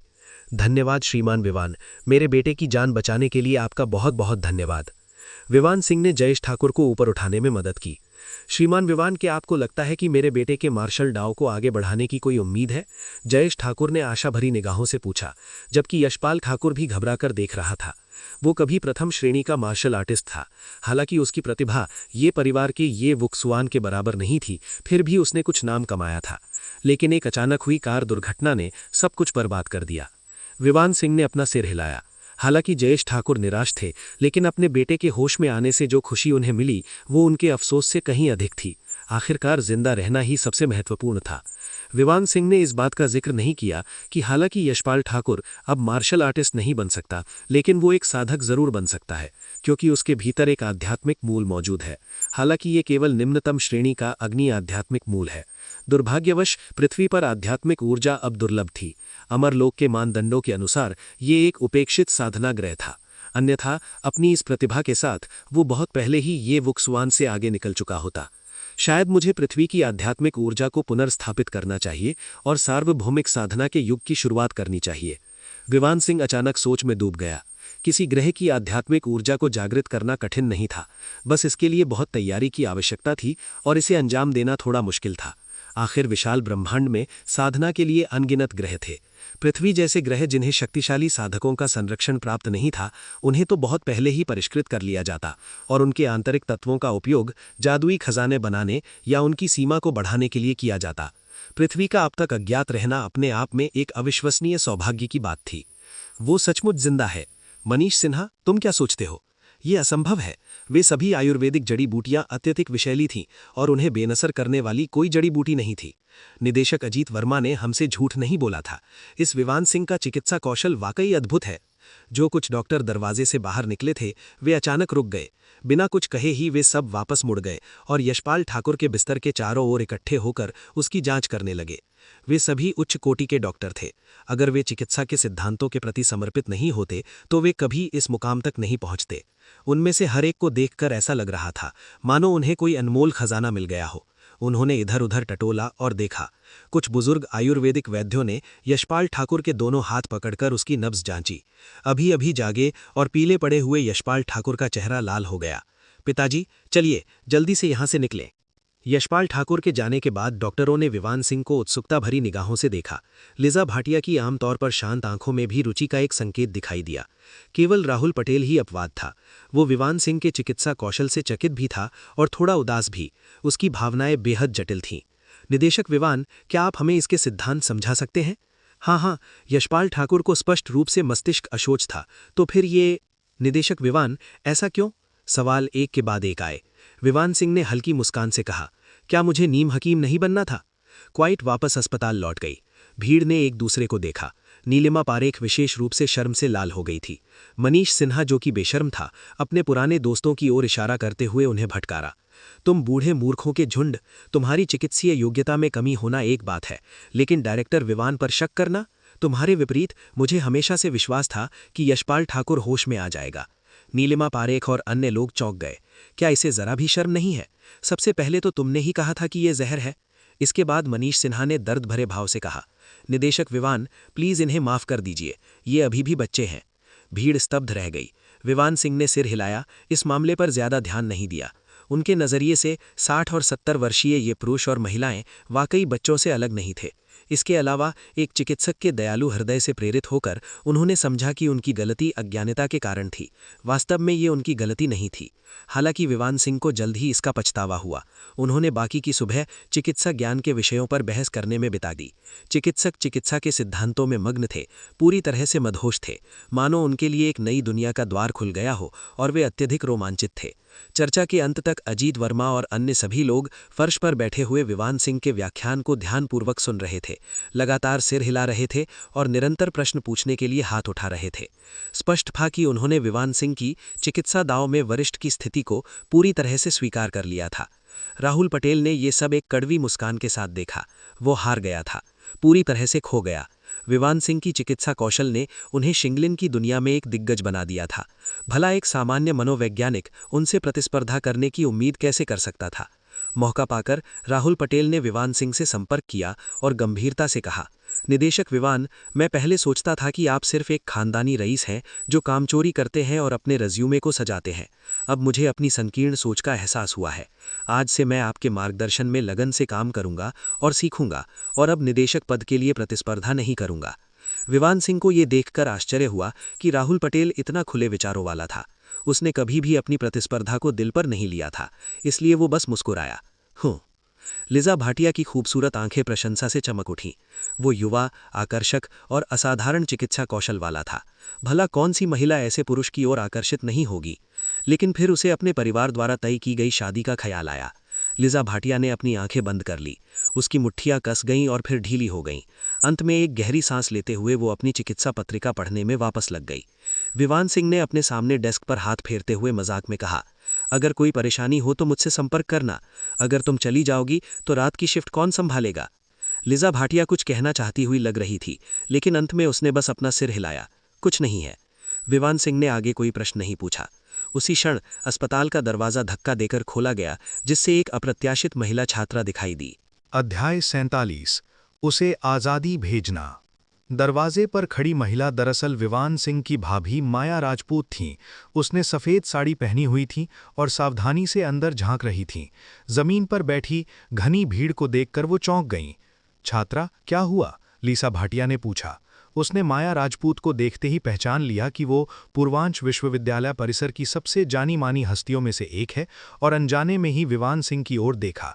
लीसा भाटिया हमेशा से ये मानती थीं कि विवान सिंह के पूर्वांच विश्वविद्यालय के चिकित्सा कार्यालय का प्रमुख बनने का एकमात्र कारण माया राजपूत ही थीं।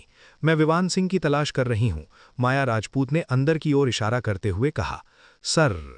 उसी क्षण नीलिमा पारेख, मनीष सिन्हा और अन्य डॉक्टरों की निगाहें शत्रुता से भरी हुई उसकी ओर मुड़ गईं, जो कि विवान सिंह एक महत्वपूर्ण बिंदु समझा रहे थे। माया राजपूत को उनकी निगाहों के नीचे अपने सिर में झुंझुनी महसूस हुई, लेकिन वो घमंडी अंदाज में ये कहने से खुद को रोक नहीं पाई, विवान सिंह, मेरे साथ बाहर आओ। उसकी आवाज़ में स्पष्ट आदेश था। फिर किसी की प्रतिक्रिया का इंतजार किए बिना उसने दरवाज़ा बंद कर दिया। श्रीमान सिंह, अजित वर्मा और अन्य लोग उत्सुकता से देख रहे थे। माफ़ी चाहता हूँ, हमें इसे बाद में जारी रखना होगा। विवान सिंह भीड़ के बीच से रास्ता बनाते हुए तेजी से निकल गया। पूर्वांच विश्वविद्यालय परिसर में माया राजपूत के साथ चलते हुए उसने राहत की सांस ली। आखिरकार में बच निकला। तुम सब वहां क्या कर रहे थे? माया राजपूत ने पूछा। ओह, वे मुझसे कुछ चिकित्सा तकनीकों के बारे में सलाह ले रहे थे। माया राजपूत ने उसे घूर कर देखा। उससे सलाह लेना? कितनी हिम्मत! हालांकि उसने चिकित्सा की पढ़ाई नहीं की थी, फिर भी उसने उस भीड़ में चिकित्सा विभाग के कई डॉक्टरेट सलाहकारों को पहचान लिया था। 5 दिन बाद मेरी बहन का जन्मदिन है, माया राजपूत ने विवान सिंह को गहरी निगाहों से देखते हुए कहा। विवान सिंह एक पल के लिए चौंक गया, फिर उसने सिर हिलाकर कहा, मैं समझ गया। तुम्हें कुछ समझ नहीं आता।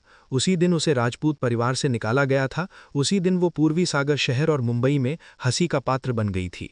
माया राजपूत ने गुस्से से घूरते हुए कहा, मुझे परवाह नहीं कि मेरी बहन से तुम्हारी सगाई असली है या नकली। अगर तुम्हारे अंदर थोड़ी भी अंतरात्मा है तो उसे कहीं घूमने ले जाओ ताकि वो इन सब से दूर जा सके। उसकी दर्दनाक यादों को मत कुरेदो। विवान सिंह ने सीधे जवाब नहीं दिया, बल्कि पूछा, आपकी बहन को क्या पसंद है? मैं उसे जन्मदिन का तोहफा देना चाहता हूँ। स्वतंत्रता के उपहार से बढ़कर कोई उपहार नहीं हो सकता। विवान सिंह असहाय महसूस कर रहा था। क्या मैं सचमुच इतना असहनीय हूँ? माया राजपूत जानती थीं कि उसके शब्द थोड़े कठोर थे। अगर उसकी बड़ी बहन को पता चल जाता तो उसे खूब डांट पड़ती। उसने आह भरी, छोड़ो भी, मेरी बहन को तो आसमान के तारे पसंद हैं, तो मैं उसे तारे दे दूंगा। विवान सिंह ने सिर हिलाया। माया राजपूत अवाक रह गईं। उसने सोचा था कि वो उसे दूरबीन जैसी कोई चीज उपहार में देगा, लेकिन ये आदमी उसे तारे देने की बात कर रहा है। वो तो हमेशा की तरह अविश्वसनीय है। उसका अच्छा मूड गायब हो गया। माया राजपूत ने ठंडी सी आवाज में कहा, ठीक है, मैं तुम्हारे भाग्य का इंतजार करूंगी। इतना कहकर वो मुड़ी और चली गईं। 5 और दिन, है ना? विवान सिंह की आंखों में चमक आ गई। दोपहर को विवान सिंह चिकित्सा कार्यालय नहीं लौटे। इसके बजाय वो पूर्वी सागर किंडरगार्टन के गेट पर खड़े होकर अपनी बेटी सानवी सिंह और देवेंद्र शाह को मैदान में बेतहाशा दौड़ते हुए देख रहे थे। मल्होत्रा परिवार की उत्तराधिकारी प्रिया मल्होत्रा 1 मीटर की दूरी पर आदरपूर्वक खड़ी होकर फुसफुसाते हुए बोली, श्रीमान सिंह, हमने जो जेडाइट पत्थर काटा था वो 1 अरब रुपए में बिका। 8वें गुरु से चर्चा करने के बाद हमने आधा हिस्सा अपने पास रखने का फैसला किया है और हम चाहते हैं कि आप दूसरा हिस्सा स्वीकार कर लें। उसने दोनों हाथों से 2 चेक सौंपे। उसने आगे कहा, इस दूसरे चेक पर लिखी 30 मिलियन की रकम ठाकुर परिवार के मुखिया जयेश ठाकुर की है, जिन्होंने मुझसे इसे आपको हस्तांतरित करने के लिए कहा था। जेडाइट से प्राप्त धन वो संपत्ति थी जो विवान सिंह ने मल्होत्रा और जोशी परिवारों को उपहार स्वरूप दी थी। एक काम के लिए 30 मिलियन का नियम विवान सिंह ने पहले भी बताया था, जिसे प्रिया मल्होत्रा ने स्पष्ट रूप से जयेश ठाकुर को बता दिया था। उन्हें वास्तव में 530 मिलियन स्वीकार नहीं करने चाहिए थे, लेकिन कुछ सोचने के बाद विवान सिंह ने इसे ले लिया था। शायद भविष्य में उन्हें इस पैसे की जरूरत पड़ जाए। प्रिया मल्होत्रा की झुकी हुई निगाहों में खुशी की एक झलक दिखाई दी। पैसा स्वीकार करके वो मल्होत्रा और जोशी परिवारों से संबंध स्थापित कर रहा है। भविष्य में अगर हमारे परिवारों पर जीवन मरण का संकट आ जाए तो वो कैसे चुपचाप खड़ा रह सकता है? ये एक बेहद लाभदायक सौदा था। प्रिया मल्होत्रा ने उसे और परेशान किए बिना चुपचाप वहां से चली गई। सानवी, चलो, हम माँ को उनकी कंपनी से लेने जा रहे हैं और घर चलेंगे, विवान सिंह ने पुकारा। ठीक है। सानवी सिंह दौड़कर विवान सिंह के पास पहुंची। उसकी चोटी हर कदम के साथ लहरा रही थी। लोहे के फाटक के पीछे से पूर्वी सागर के अधिपति देवेंद्र शाह ने अनिच्छा से विदाई का हाथ हिलाया। Rajput clothing company. मुंबई के धनी परिवारों से मिले भारी ऑर्डर, कमल प्रांगण से मिले सुनियोजित समर्थन और अपने उत्पादों की उच्च गुणवत्ता के कारण कंपनी धीरे धीरे उद्योग में अपनी पहचान बना रही थी। राधिका राजपूत इतनी व्यस्त थीं कि उन्हें चक्कर आ रहा था, लेकिन सौभाग्य से उनके कर्मचारी बहुत सक्षम थे। अपनी बेटी के साथ 1 घंटे तक अपने ऑफिस में इंतजार करने के बाद राधिका राजपूत को आखिरकार थोड़ा पानी पीने और आराम करने का मौका मिला। ठीक है, अब हम काम से छुट्टी ले सकते हैं। आज रात हम घर पर खाना नहीं खाएंगे, कंपनी में टीम बिल्डिंग डिनर है, इसलिए हम सब साथ में खाना खाएंगे। ठीक है, विवान सिंह ने सहमति दी। टीम बिल्डिंग कार्यक्रम पूर्वी सागर शहर के बाहरी इलाके में कमलगिरी पर्वत की तलहटी में स्थित एक समुद्री रिजॉर्ट होटल में आयोजित किया गया था। कमलगिरी पर्वत बेहद प्रसिद्ध है, जहां साल भर पर्यटकों की भीड़ उमड़ती रहती है, जिससे ये पूर्वी सागर शहर के पर्यटन के पवित्र स्थलों में से एक बन गया है। दशकों पहले कमलगिरी पर्वत को निजी तौर पर खरीद लिया गया था। कई बार स्वामित्व बदलने के बाद इस पर अनगिनत किस्म के कमल फूल लगाए गए थे। चूंकि पूरा महाल केवल कमल फूलों से ढका हुआ था, इसलिए ये पूर्वी सागर शहर के सबसे प्रसिद्ध दर्शनीय स्थलों में से एक बन गया था। कंपनी में सभी सहकर्मी महिलाएं थीं। वो 5 सितारा होटल के निजी कमरे में लगातार तस्वीरें खींच रही थीं और उत्साह से बातें कर रही थीं। खाना खाने के बाद क्या हम कमलगिरी पर्वत पर टहलने चलें? कर्मचारियों में से एक ने सुझाव दिया। हाँ, बहुत बढ़िया विचार है। बाकी सबने उत्साह से सिर हिलाया। ये पूरा इलाका आलीशान विला समुदायों से घिरा हुआ है। कहते हैं कि हर एक विला की कीमत 50 मिलियन से ज्यादा है और ये अमीर और ताकतवर लोगों के मालिकाना हक में है। व्यापार विभाग की एक युवती ने धीमे से कहा, भले ही हम इसे खरीद नहीं सकते, लेकिन बस एक बार देखना तो अच्छा लगेगा। अगर हमें देखना ही है तो सबसे बेहतरीन को ही क्यों न देखें। वित्त विभाग की प्रमुख, एक अधमड़ी उम्र की महिला यामिनी तिवारी ने मुस्कुराते हुए कहा, कमलगिरी पर्वत की चोटी पर एक आलीशान विला बना हुआ है जिसका नाम कमलगिरी कोर्ट है। इसे पूर्वी सागर का टावर किंग कहा जाता है। इसकी नीलामी अभी चल रही है। क्या आपको इसकी कीमत पता है? कितना? महिलाओं का समूह जिज्ञासु से भरा हुआ था और यहाँ तक कि राधिका राजपूत भी इंतजार से उनकी ओर देख रही थीं। शुरुआती बोली 300 मिलियन है। वित्त विभाग की प्रमुख हंस पड़ी। मेरा प्रेमी रियल एस्टेट में काम करता है और वो रोज इसके बारे में मुझसे बात करता रहता है। मैं इसे सुनकर बहुत परेशान हो गई हूँ। 300 मिलियन? कंपनी की सभी महिलाएं चौंक गईं। भला कौन इतना खर्च उठा सकता है? राधिका राजपूत की आंखों में हल्की सी चमक आई। जब राजपूत परिवार अपने चरम पर था, तब उसके दादा चंद्रकांत राजपूत ने पूरे परिवार को कमलगिरी पर्वत की तलहटी में स्थित विला समुदाय में बसाने का प्रस्ताव रखा था, क्योंकि वहां कई प्रतिष्ठित व्यक्ति रहते थे। लेकिन अंत में उन्होंने ये विचार छोड़ दिया। एक साथ 50 मिलियन नकद भुगतान करना राजपूत परिवार के लिए बहुत बड़ा बोझ होता। आज तक ये चंद्रकांत राजपूत की एक प्रिय अधूरी इच्छा बनी हुई है। शिखर पर स्थित टावर किंग के बारे में उसके दादा ने एक बार जिक्र किया था। कहा जाता है कि इसके मूल मालिक श्री शर्मा थे और उनकी पत्नी का उपनाम पारेख था। विला बनने के तुरंत बाद वो विदेश चले गए थे और उन्होंने कभी भी वहां एक दिन भी नहीं बिताया। कमलगिरी पर्वत, कमलगिरी कोर्ट, राष्ट्रपति राजपूत के लिए ये नाम कितना उपयुक्त है। सचिव ने टिप्पणी की, जो 2 ग्लास रेड वाइन पीने के बाद थोड़ा नशे में था। जी हाँ, बिल्कुल। बाकी सभी कर्मचारियों ने सहमति में सिर हिलाया। राधिका राजपूत ने इस बारे में ज्यादा नहीं सोचा। वो जानती थी कि चाहे वो कई जन्मों तक काम करे, वो इतना पैसा नहीं दे पाएगी। फिर भी उसने अपना गिलास उठाया। अगले कुछ महीने कंपनी के लिए बहुत व्यस्त रहने वाले हैं। आप सभी की मेहनत के लिए धन्यवाद। इस महीने से सभी के वेतन में 50% की वृद्धि की जाएगी। बॉस जिंदाबाद। जयकारों के बीच गिलास आपस में टकराए। ये शब्द अनौपचारिक रूप से बोले गए थे, लेकिन इन्हें इरादे से सुना गया। विवान सिंह, जो अपनी बेटी की थाली में खाना परोस रहा था, रात के अंधेरे में डूबे कमलगिरी पर्वत की ओर खिड़की से बाहर देख रहा था। अध्याय 48 संसार सागर। ये कहना जरूरी है कि राधिका राजपूत की कंपनी में काम करने वाली लड़कियां अच्छे स्वभाव की और काफी खुले विचारों वाली थीं। कुछ दौर के पेय पदार्थों के बाद सबसे ज्यादा शराब पी चुकी लड़कियों में से एक ने मजाक में ये कहना शुरू कर दिया कि विवान सिंह बॉस की पत्नी है। लेकिन विवान सिंह कोई कमजोर नहीं था। जब बात जुबानी बहस की आती थी तो वो अपने 1 लाख वर्षों के इतिहास में शायद ही कभी हारा हो।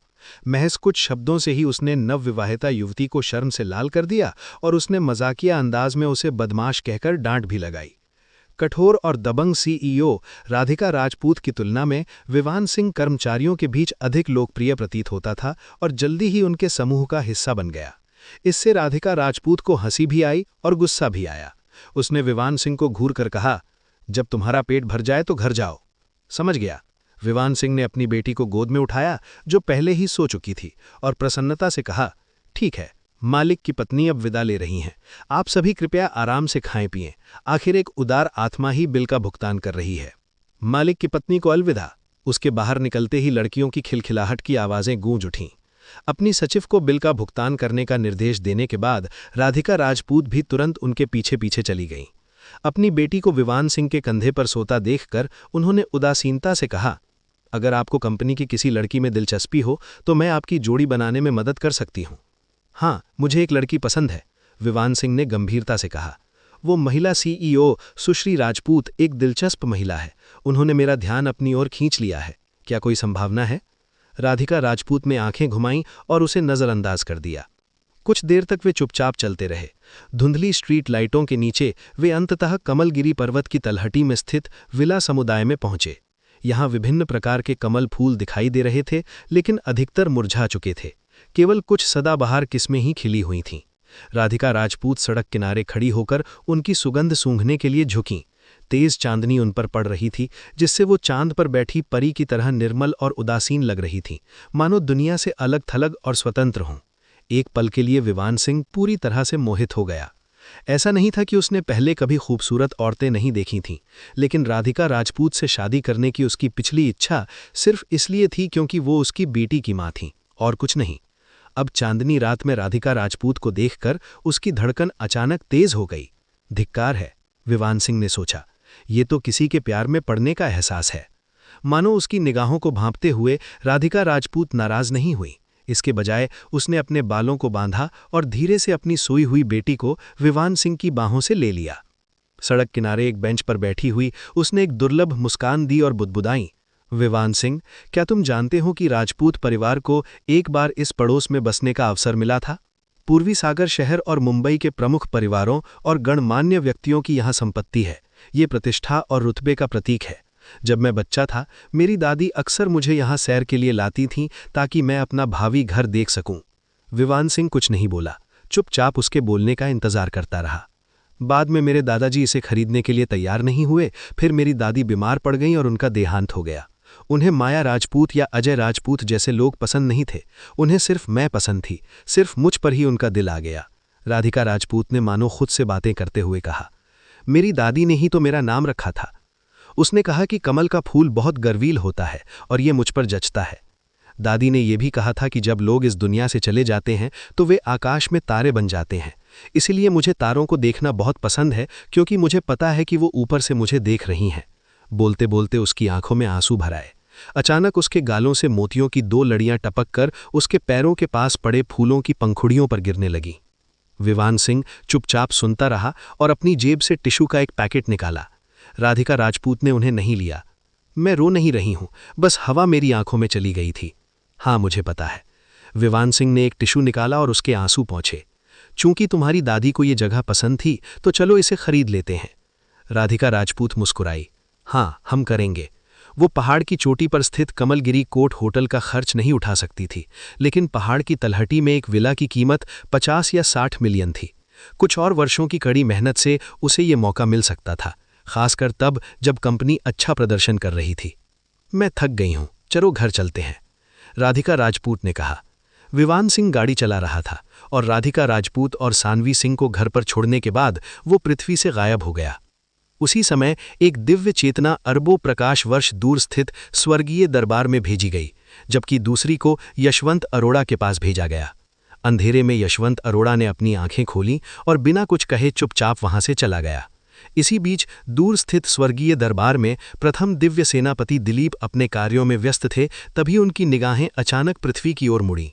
क्या सर्वोच्च सम्राट निषिद्ध संसार सागर की ओर जा रहे हैं? संसार सागर पुनर्जन्म के 6 मार्गों को नियंत्रित करता था। ये जीवन और मृत्यु का आरंभ और अंत था। कोई भी अमर नहीं रह सकता था, यहाँ तक कि वे महान सम्राट भी जिन्होंने युगों युगों तक ब्रह्मांड पर प्रभुत्व जमाया। सम्राट स्तर से नीचे का कोई भी साधक संसार सागर में कदम रखते ही विलुप्त हो जाता था, अस्तित्व से पूरी तरह मिट जाता था। केवल सम्राट स्तर के साधक ही इस निषिद्ध भूमि की दमनकारी शक्ति का सामना कर सकते थे। इसीलिए केवल वे महान सम्राट जो अपने जीवन के अंतिम पड़ाव में होते थे, संसार सागर में प्रवेश करने का विकल्प चुनते थे। पुनर्जन्म के रहस्यों को उजागर करने के प्रयास में अपनी सारी संपत्ति त्याग कर अंतिम बार अपने चरम पर पहुंचने का प्रयास करते थे, लेकिन अंत में वे सभी असफल रहे। कोई भी अपनी गाथा को आगे नहीं बढ़ा सका। परिणाम स्वरूप संसार सागर, जिसमें 1 दर्जन से अधिक महान सम्राटों के शव समाहित थे, महान सम्राटों के मकबरे के रूप में जाना जाने लगा।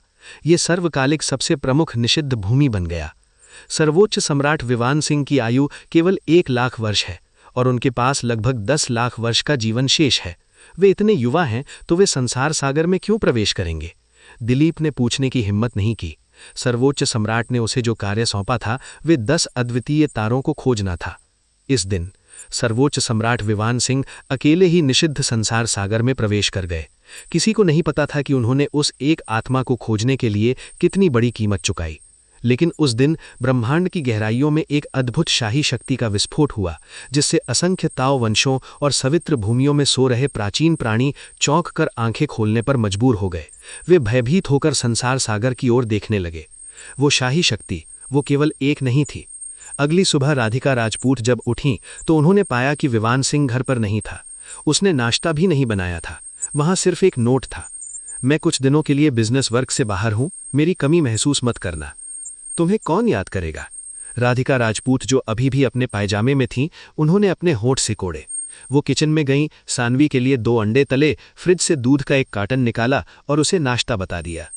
अगले कुछ दिनों तक राधिका राजपूत के विवान सिंह को किए गए फोन का कोई जवाब नहीं मिला। उसका नंबर हमेशा ही बंद रहता था। इससे राधिका राजपूत बहुत परेशान हो गईं, खासकर इसलिए क्योंकि सानवी अपनी मां के लिए लगातार रोती रहती थी। राधिका राजपूत हर दिन पूरी तरह से थक जाती थी। इसी बीच पिछले कुछ दिनों से पत्रकार कंपनी के प्रवेश द्वार को रोके हुए थे। राजपूत क्लोथिंग कंपनी की व्यावसायिक स्थिति के बारे में पूछताछ करने के लिए नहीं, बल्कि गपशप करने के लिए। आखिरकार 5 साल पहले अपने जन्मदिन पर बिना शादी के बच्चा होने के कारण राधिका राजपूत को राजपूत परिवार से निकाल दिए जाने की घटना ने पूर्वी सागर शहर को हिला देने वाली बड़ी खबर फैलाई थी। अब जब ये बात फैल गई थी कि उनकी बेटी और पति वापस आ गए हैं, तो ये सनसनीखेज कहानी के लिए एकदम सही मौका था, जिससे उन्हें पदोन्नति और वेतन वृद्धि मिल सकती थी। हालांकि पत्रकारों की निराशा के लिए राधिका राजपूत ने सभी इंटरव्यू देने से साफ इनकार कर दिया और उन्हें दरवाजे पर ही रोक दिया। कुछ पापराजी ने उनका पीछा करने और चुपके से तस्वीरें लेने की कोशिश की, लेकिन वे सभी अचानक बेहोश हो गए। बाद में जब उन्हें होश आया तो वे अस्पताल में थे और उनके कैमरा और दूसरे उपकरण नष्ट कर दिए गए थे। इसके बावजूद राधिका राजपूत का मिजाज बिगड़ गया। माया राजपूत तो और भी गुस्से में थी। उसने विवान सिंह से कहा था कि वो अपनी बहन को लोगों की नज़रों से दूर ले जाए, लेकिन इसके बजाय वो खुद ही भाग गया। ये सरासर अपमानजनक था। अध्याय 49।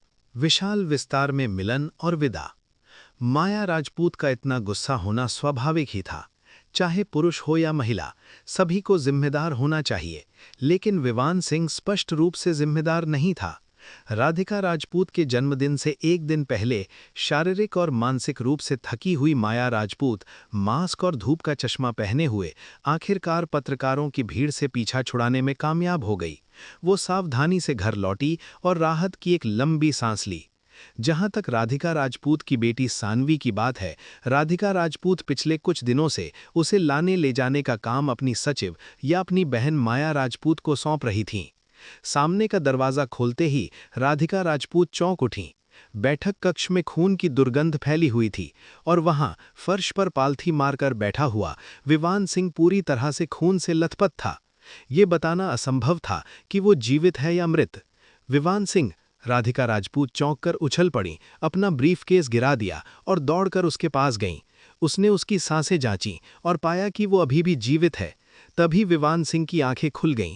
ये मेरा खून नहीं है, मैं ठीक हूं। आखिर हुआ क्या? राधिका राजपूत ने गुस्से से पूछा।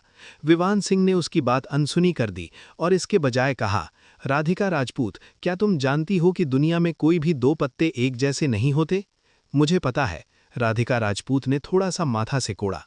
वो समझदार थी और उसने गौर किया कि आमतौर पर वाकपटु और चुलबुली रहने वाली विवान सिंह ने उसे पत्नी नहीं कहा था, बल्कि उसका पूरा नाम लिया था। मुझे दादी मिल गई, लेकिन एक कदम देर हो गई थी। वो पहले ही विस्मृति के पुल को पार कर चुकी थीं और पुनर्जन्म का रस पी चुकी थीं। उनके पिछले जीवन के कर्म विच्छेद हो चुके थे और उनके अगले जीवन के फल बोए जा चुके थे। मैं उनकी आत्मा को बलपूर्वक वापस खींचकर उन्हें फिर से तुम्हारी दादी बना सकता था, लेकिन मैं उनकी यादें वापस नहीं ला सकता। आखिर जैसे 2 पत्ते एक जैसे नहीं होते, वैसे ही इंसान भी एक जैसे नहीं होते। विवान सिंह की आवाज़ भारी थी। तो मैंने उसे परेशान नहीं किया। मुझे खेद है। मैंने अपनी तरफ से पूरी कोशिश की। एक पल के लिए राधिका राजपूत को समझ नहीं आया कि क्या जवाब दें। अगर किसी और ने ऐसी बातें कही होती तो वो आंखें घुमाकर जवाब देती, लेकिन विवान सिंह का लहजा और हाव भाव बनावटी नहीं लग रहे थे। उनकी आवाज़ में पछतावा और बेबसी इतनी स्पष्ट थी कि राधिका राजपूत को उनसे सहानुभूति महसूस हुई। अंत में उसने धीरे से कहा, तुम्हें नहा लेना चाहिए। मैं फर्श साफ कर दूंगी, नहीं तो सानवी ये सब देखकर परेशान हो जाएगी। विवान सिंह ने सिर हिलाया और बाथरूम की ओर चली गई। वो मृतकों को जीवित कर सकता था, लेकिन याददाश्त खो चुकी दादी माँ राधिका राजपूत को याद रहने वाली दादी माँ नहीं रह जाती। वो बस एक अजनबी बनकर रह जाती, जिसका चेहरा जाना पहचाना लगता। इसके बजाय विवान सिंह ने अपनी दादी के पुनर्जन्म में हस्तक्षेप न करने का विकल्प चुना और केवल उनके नए जीवन में कुछ सौभाग्य जोड़ने का निर्णय लिया। सौभाग्य से वो खाली हाथ नहीं लौटा। अपनी हथेली में प्रकाश के गोले को निहारते हुए अंततः उसके होठों पर हल्की सी मुस्कान आ गई। जैसे ही वो नहाकर निकला, माया राजपूत संयोगवश सानवी के साथ घर आ गई। विवान सिंह को बाथरूम में देखकर छोटी बच्ची तुरंत दौड़ पड़ी और खुशी से चिल्लाई, पापा। विवान सिंह मुस्कुराई और खुशी से सानवी को गोद में उठा लिया, उसे हवा में घुमाया, जिससे वो बेकाबू होकर हंसने लगी। तुम कृतज्ञ छोटी बच्ची, माया राजपूत ने बनावटी चिड़चिड़ाहट में अपना पैर पटका। तुम्हारे लिए पिछले कुछ दिनों से हालात काफी मुश्किल रहे हैं। विवान सिंह ने कहा, तुम्हारी हिम्मत कैसे हुई वापस आने की? माया राजपूत ने गुस्से से घूरते हुए कहा, मैं तारे तोड़ने गया था। माया राजपूत अवाक रह गई। उस जैसे पागल से वो क्या कह सकती थी? उसने मन ही मन ठान लिया कि वो अपनी बहन को विवान सिंह से दूर रखेगी और उसके लिए एक अच्छा पति ढूंढेगी। उस रात माया राजपूत ने विवान सिंह को पूरी तरह से नजरअंदाज कर दिया और केवल अपनी बहन और सानवी से बात की। हालांकि उसने विवान सिंह द्वारा तैयार किए गए भोजन को कम नहीं खाया। वास्तव में अपने गुस्से को भूख में बदलकर उसने सामान्य से भी अधिक भोजन किया। आखिरकार विवान सिंह स्वर्ग लोक से कई उच्च गुणवत्ता वाली सामग्रियां लेकर आया था, जिनमें से अधिकांश दुर्लभ व्यंजन थे जो पृथ्वी पर नहीं मिलते थे। स्वर्ग लोक से लाई गई शराब भी 1000 साल पुरानी उच्च श्रेणी की नूअर होंग थी। शराब की मनमोहक सुगंध के बावजूद माया राजपूत ने ज्यादा पीने की हिम्मत नहीं की। उसने बस थोड़ी सी ही पी, लेकिन उससे उसके गाल लाल हो गए और आंखें धुंधली हो गईं। वो बुड़बुड़ाते हुए बोली, बहन, किसी रहस्यमय व्यक्ति ने कल के लिए कमलगिरी पर्वत को पूरी तरह से बुक करने के लिए 10 मिलियन खर्च किए हैं। वे कहते हैं कि ये जन्मदिन समारोह के लिए है और किसी और को अंदर जाने की अनुमति नहीं है। ओह, राधिका राजपूत ने उदासीनता से जवाब दिया, ये साफ तौर पर आपके खिलाफ सोची समझी साजिश है। माया राजपूत ने गुस्से से मेज पर हाथ पटका। हम हमेशा अपना जन्मदिन कमलगिरी पर्वत की तलहटी में स्थित कमल होटल में मनाते थे, लेकिन अब किसी ने मोटी रकम देकर पूरा पहाड़ ही बुक कर लिया है। इसके बारे में ज्यादा मत सोचो, इसका हमसे कोई लेना देना नहीं है। राधिका राजपूत ने माथे पर शिकन डाली। हालांकि उसने ऐसा कहा, फिर भी वो परेशान थी। वो बचपन से ही कमल होटल में अपना जन्मदिन मनाती आ रही थी। अपनी दादी के देहांत के बाद भी जब उसने जन्मदिन मनाना बंद कर दिया था, तब भी वो हर साल वहां जाना नहीं भूलती थी, बस पुरानी यादें ताज़ा करने के लिए। ये बहुत दुख की बात थी कि वो कल नहीं जा पाएगी। दूसरी महिलाओं के पुरुषों को देखो और फिर खुद को देखो, माया राजपूत ने शराब के नशे में लड़खड़ाती हुई आवाज में कहा और विवान सिंह की ओर इशारा करते हुए आरोप लगाया, अगर मैं तुमसे कहूं कि मैंने ही बुकिंग की थी तो क्या तुम मुझ पर विश्वास करोगे? विवान सिंह ने शांत भाव से पूछा। आप ऐसा कह सकते हैं जैसे आपने आसमान से एक तारा तोड़ लिया हो। उस व्यंग्यात्मक टिप्पणी के बाद माया राजपूत लड़खड़ाकर सोफे पर गिर पड़ी और तुरंत ही हल्की खर्राटे लेती हुई गहरी नींद में सो गई। राधिका राजपूत ने विवान सिंह को क्षमा प्रार्थी नजरों से देखा और फिर अपनी बेटी को बिस्तर पर लेटाने की मनाने लगी। रात पानी की तरह ठंडी थी, फिर भी पूर्वी ओडिशा सागर नगर में असामान्य हलचल थी। 5 साल पहले राधिका राजपूत के राजपूत परिवार के घर से निकाले जाने की घटना की यादें अभी भी सबके मन में ताज़ा थीं और रात के खाने के बाद गपशप का एक लोकप्रिय विषय बनी हुई थीं। खासकर जब अगले दिन कमलगिरी पर्वत में सभी कार्यक्रम पूरी तरह से बुक कर लिए गए थे। ऐसे में राधिका राजपूत की स्थिति और भी दयनीय लग रही थी। राजपूत परिवार। जयांश राजपूत के 3 सदस्यीय परिवार के लिए ये दिन काफी मुश्किल रहे थे। ठाकुर परिवार के साथ वैवाहिक संबंध स्थापित न कर पाने पर उन्हें परिवार के मुखिया से कड़ी फटकार मिली थी। सौभाग्यवश राधिका राजपूत के सामने घुटने टेक कर माफी मांगने के बाद ठाकुर परिवार ने उनके लिए ज्यादा मुश्किलें खड़ी नहीं की। कल राधिका राजपूत की जमकर बेइज्जती होने वाली है। पूरा पूर्वी ओडिशा सागर इस तमाशे का इंतजार कर रहा है। अजय राजपूत ने हंसते हुए कहा, वो कमीनी हमें घुटने टेकने और माफी मांगने पर मजबूर कर रही थी। वो इसी लायक थी। जया शुक्ला इससे ज्यादा खुश नहीं हो सकती थी। ये अफसोस की बात है कि हम इसे स्वयं देखने के लिए वहां मौजूद नहीं हो सकते। जयांश राजपूत ने थोड़ी निराशा के साथ टिप्पणी की। वैसे पिताजी, रियल एस्टेट में मेरा एक दोस्त है, वो हमें एक दिन के लिए कमलगिरी पर्वत के शिखर पर स्थित विला में चुपके से ठहरा सकता है। अजय राजपूत ने अचानक घोषणा की। शिखर के मीनार का राजा यही है। बहुत बढ़िया, आप सारी व्यवस्थाएं संभाल लीजिए। अगले 1-2 दिन में जाना सबसे अच्छा है। जितनी जल्दी हो सके आगे बढ़िए, जयांश राजपूत ने खुशी से कहा। उस बुजुर्ग मुखिया ने आधी जिंदगी पहाड़ की तलहटी में स्थित विलाओं पर अपना अधिकार जमाने की ख्वाहिश रखी थी। अगर उन्हें शिखर पर स्थित कमलगिरी कोर्ट विला में एक दिन भी रहने का मौका मिल जाए तो शायद वो सपने में हंसते हुए जाग उठेंगे। जी पिताजी, लेकिन मेरा दोस्त केवल कमलगिरी कोर्ट का प्रबंधन करता है। वहां रहने के लिए हमें शायद उसे एक बड़ा एहसान चुकाना पड़ेगा, अजय राजपूत ने हिचकिचाते हुए कहा। उसे जो चाहे दे दो, जयांश राजपूत ने दांत पीसते हुए कहा।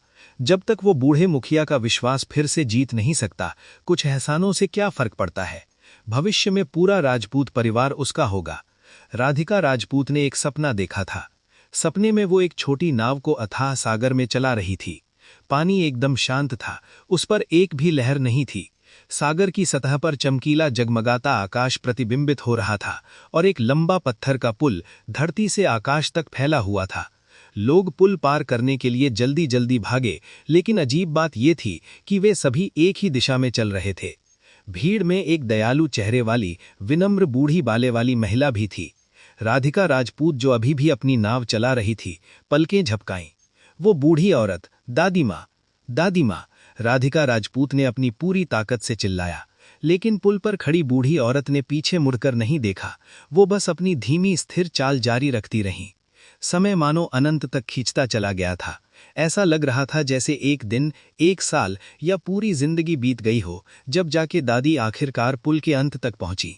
जैसे ही उसकी आकृति आंखों से ओझल होने वाली थी, वो अचानक मुड़ी।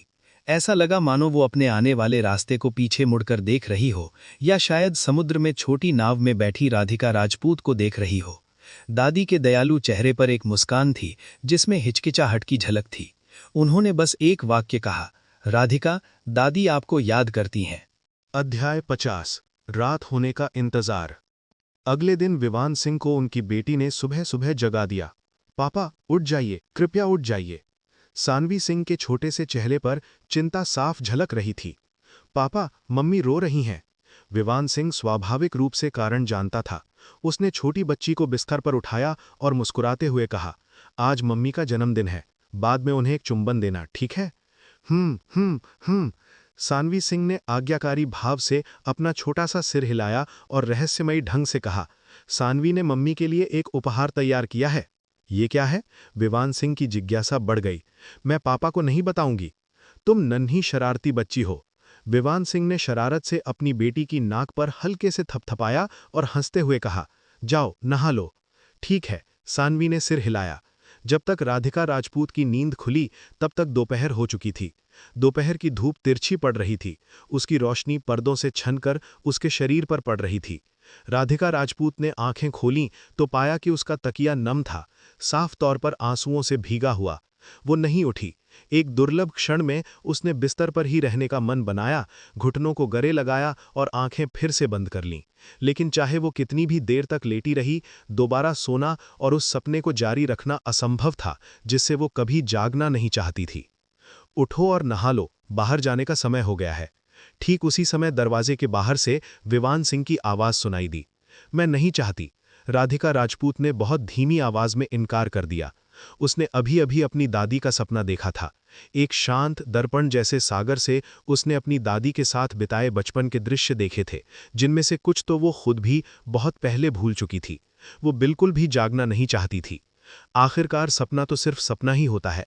विवान सिंह ने आह भरी। मैं ऐसा नहीं करना चाहता। फिर मैं आकर तुम्हारा कंबल हटा दूंगा।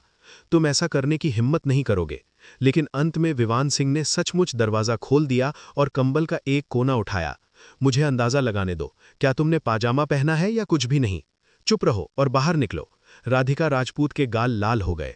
उसने कभी सोचा भी नहीं था कि विवान सिंह उसकी चादर उठाने की हिम्मत करेगा। हालांकि उसने सिर्फ एक कोना उठाया था और कुछ दिखाई नहीं दिया था, फिर भी ठंडी हवा के झोंके से उसका दिल डर से जोर से धड़कने लगा। मैं तुम्हें 1 घंटा दूंगा। याद रखना, सुंदर कपड़े पहन लेना। किस लिए? आपको थोड़ी देर में पता चल जाएगा। राधिका राजपूत को विवान सिंह की अधूरी बातें सुनकर चिढ़ होती थी, लेकिन फिर भी उसने तय समय में सब कुछ तैयार कर लिया। उसने हल्का फुल्का मेकअप भी किया, जो वो कभी नहीं करती थी। उसे हल्का सा शक था कि विवान सिंह उसका जन्मदिन मनाने की योजना बना रहा है। ठीक है, मैं तैयार हूं, अब क्या? राधिका राजपूत ने ठंडे भाव से लिविंग रूम में प्रवेश करते हुए पूछा। यहां से कमलगिरी पर्वत कितनी दूर है? विवान सिंह ने अनायास ही पूछा। लगभग 20 किलोमीटर। राधिका राजपूत ने भौएं चढ़ाते हुए कहा, उसे समझ नहीं आ रहा था कि वो ऐसा क्यों पूछ रहा है। चलिए, मैं आपको एक जादू का करतब दिखाता हूं। विवान सिंह ने उंगलियां चटकाईं और हंसते हुए कहा, 5 सेकंड के लिए अपनी आंखें बंद कर लीजिए। जब आप उन्हें खोलेंगी तो आपको पता चलेगा। राधिका राजपूत को बिल्कुल भी अंदाजा नहीं था कि क्या होने वाला है। उसने घबराहट में अपनी आंखें बंद कर लीं और तुरंत ही उसे नमकीन हवा का झोंका महसूस हुआ और उसके कानों में सीगल की आवाजें सुनाई दीं। अब आप अपनी आंखें खोल सकते हैं। विवान सिंह की बातों ने राधिका राजपूत को कुछ पल के लिए हिचकने पर मजबूर कर दिया। जब उसने आखिरकार अपनी आंखें खोलें और सामने का नजारा देखा तो वो दंग रह गई थी। ये कमलगिरी पर्वत की चोटी थी। उसके नीचे पूरा पूर्वी सागर शहर और विशाल असीम समुद्र उसकी आंखों के सामने फैला हुआ था। तुमने ये कैसे किया? राधिका राजपूत ने अचंभित होकर पूछा। 20 किलोमीटर दूर जाने के लिए 5 सेकंड? ये मानव जाति के लिए असंभव है। मत पूछो। अगर पूछना ही पड़े तो समझो मैजिक था। और ये तो असली तोहफा भी नहीं है। विवान सिंह ने अपनी ठुड्डी ऊपर उठाई। मैंने ये सारा समुद्र और कमलगिरी पर्वत सिर्फ तुम्हारे लिए बुक किया है। ये वाक्य किसी घिसे पिटे रोमांटिक ड्रामा से लिया गया लग रहा था, लेकिन राधिका राजपूत का दिल जोर से धड़कने लगा। तुम्हारा क्या मतलब है? आज से लेकर कल सुबह तक यहां कोई और नहीं होगा, सिर्फ हम तीनों ही होंगे। विवान सिंह मुस्कुराई। मेरे एक दोस्त ने तुम्हारे जन्मदिन के जश्न के लिए ये जगह बुक की थी। किसी तरह ये खबर लीक हो गई, लेकिन मुझे उम्मीद है कि तुम्हें बुरा नहीं लगेगा। राधिका राजपूत ने पहाड़ी की तलहटी में बने विलाओं की ओर देखा। उसे धुंधला सा वो रास्ता दिखाई दिया जिस पर वो अपनी दादी के साथ 1 दशक से भी अधिक समय तक चली थी।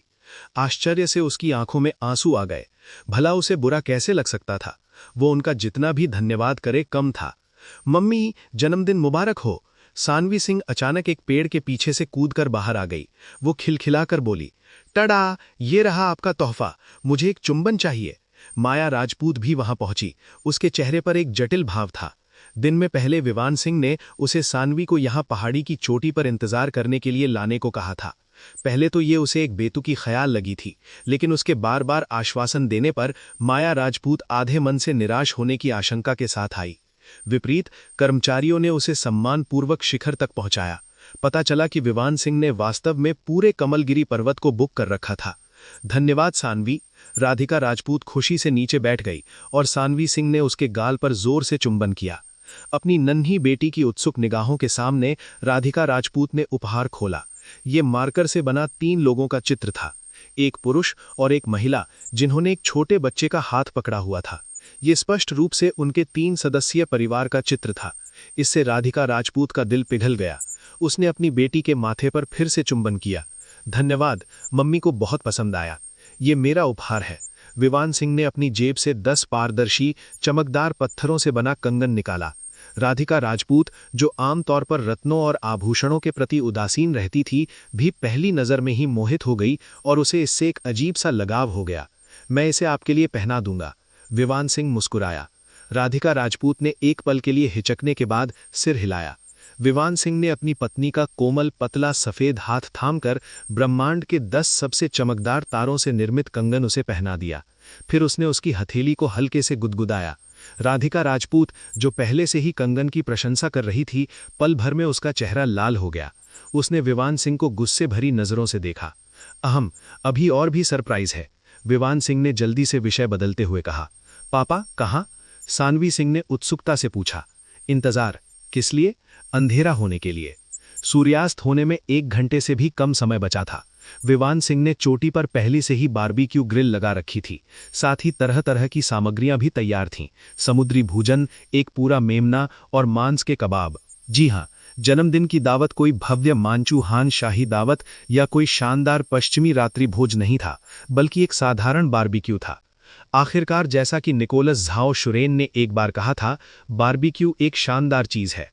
जब विवान सिंह ग्रिलिंग कर रहा था तो राधिका राजपूत, माया राजपूत और सानवी सिंह सूर्यास्त की सुनहरी रोशनी को समुद्र की सतह पर फैलते हुए और धीरे धीरे क्षितिज में डूबते हुए देख रहे थे। एक हल्की हवा चली, जिससे पहाड़ पर खिले सभी कमल फूल धीरे धीरे हिलने लगे। थोड़ी सी निराशा की बात यह थी कि अधिकतर कमल फूल या तो मुरझा गए थे या अभी खिले नहीं थे, क्योंकि सितंबर उनका मौसम नहीं था। कितनी अफसोस की बात है। अगर सारे कमल फूल एक साथ खिलते तो कितना सुंदर नजारा होता, माया राजपूत ने कहा। विवान सिंह ने बिना कुछ कहे बस मुस्कुराया और मांस की सीखों पर चुटकी भर जीरा छिड़क दिया। तीनों ने रात होने का इंतजार करते हुए बारबेक्यू खाया। जब चांद आसमान में ऊंचा चढ़ गया और जमीन पर अंधेरा छा गया तो राधिका राजपूत ने उम्मीद भरी निगाहों से विवान सिंह की ओर देखा, मानो किसी सरप्राइज का इंतजार कर रही हो। माया राजपूत ने सानवी सिंह को हल्के से कोहनी मारी, जिसने इशारा समझ लिया और अपनी मीठी आवाज में बोली, अब तो अंधेरा हो गया है पापा, सरप्राइज कहाँ है? स्नैप! विवान सिंह ने चुटकी बजाई। तीनों महिलाएं पूरी तरह से अचंभित होकर देखती रह गईं। पल भर में पूरे पहाड़ पर खिले हुए कमल के सारे फूल खिल उठे। 1 फूल, 100 फूल, 1000, अनगिनत। उन सब से हल्की कोमल चमक निकल रही थी। फिर पंखुड़ियां एक एक करके हवा में उड़ने लगीं, मानो जुगनुओं का झुंड हवा में तैर रहा हो। पूर्वी सागर शहर पूरी तरह से हर रंग की उड़ती हुई कमल पंखुड़ियों से भर गया था। उस रात पूरा शहर कमल की खुशबू से महक रहा था। अगर आपको यह कहानी पसंद आई हो तो वीडियो को लाइक और चैनल को सब्सक्राइब जरूर करें।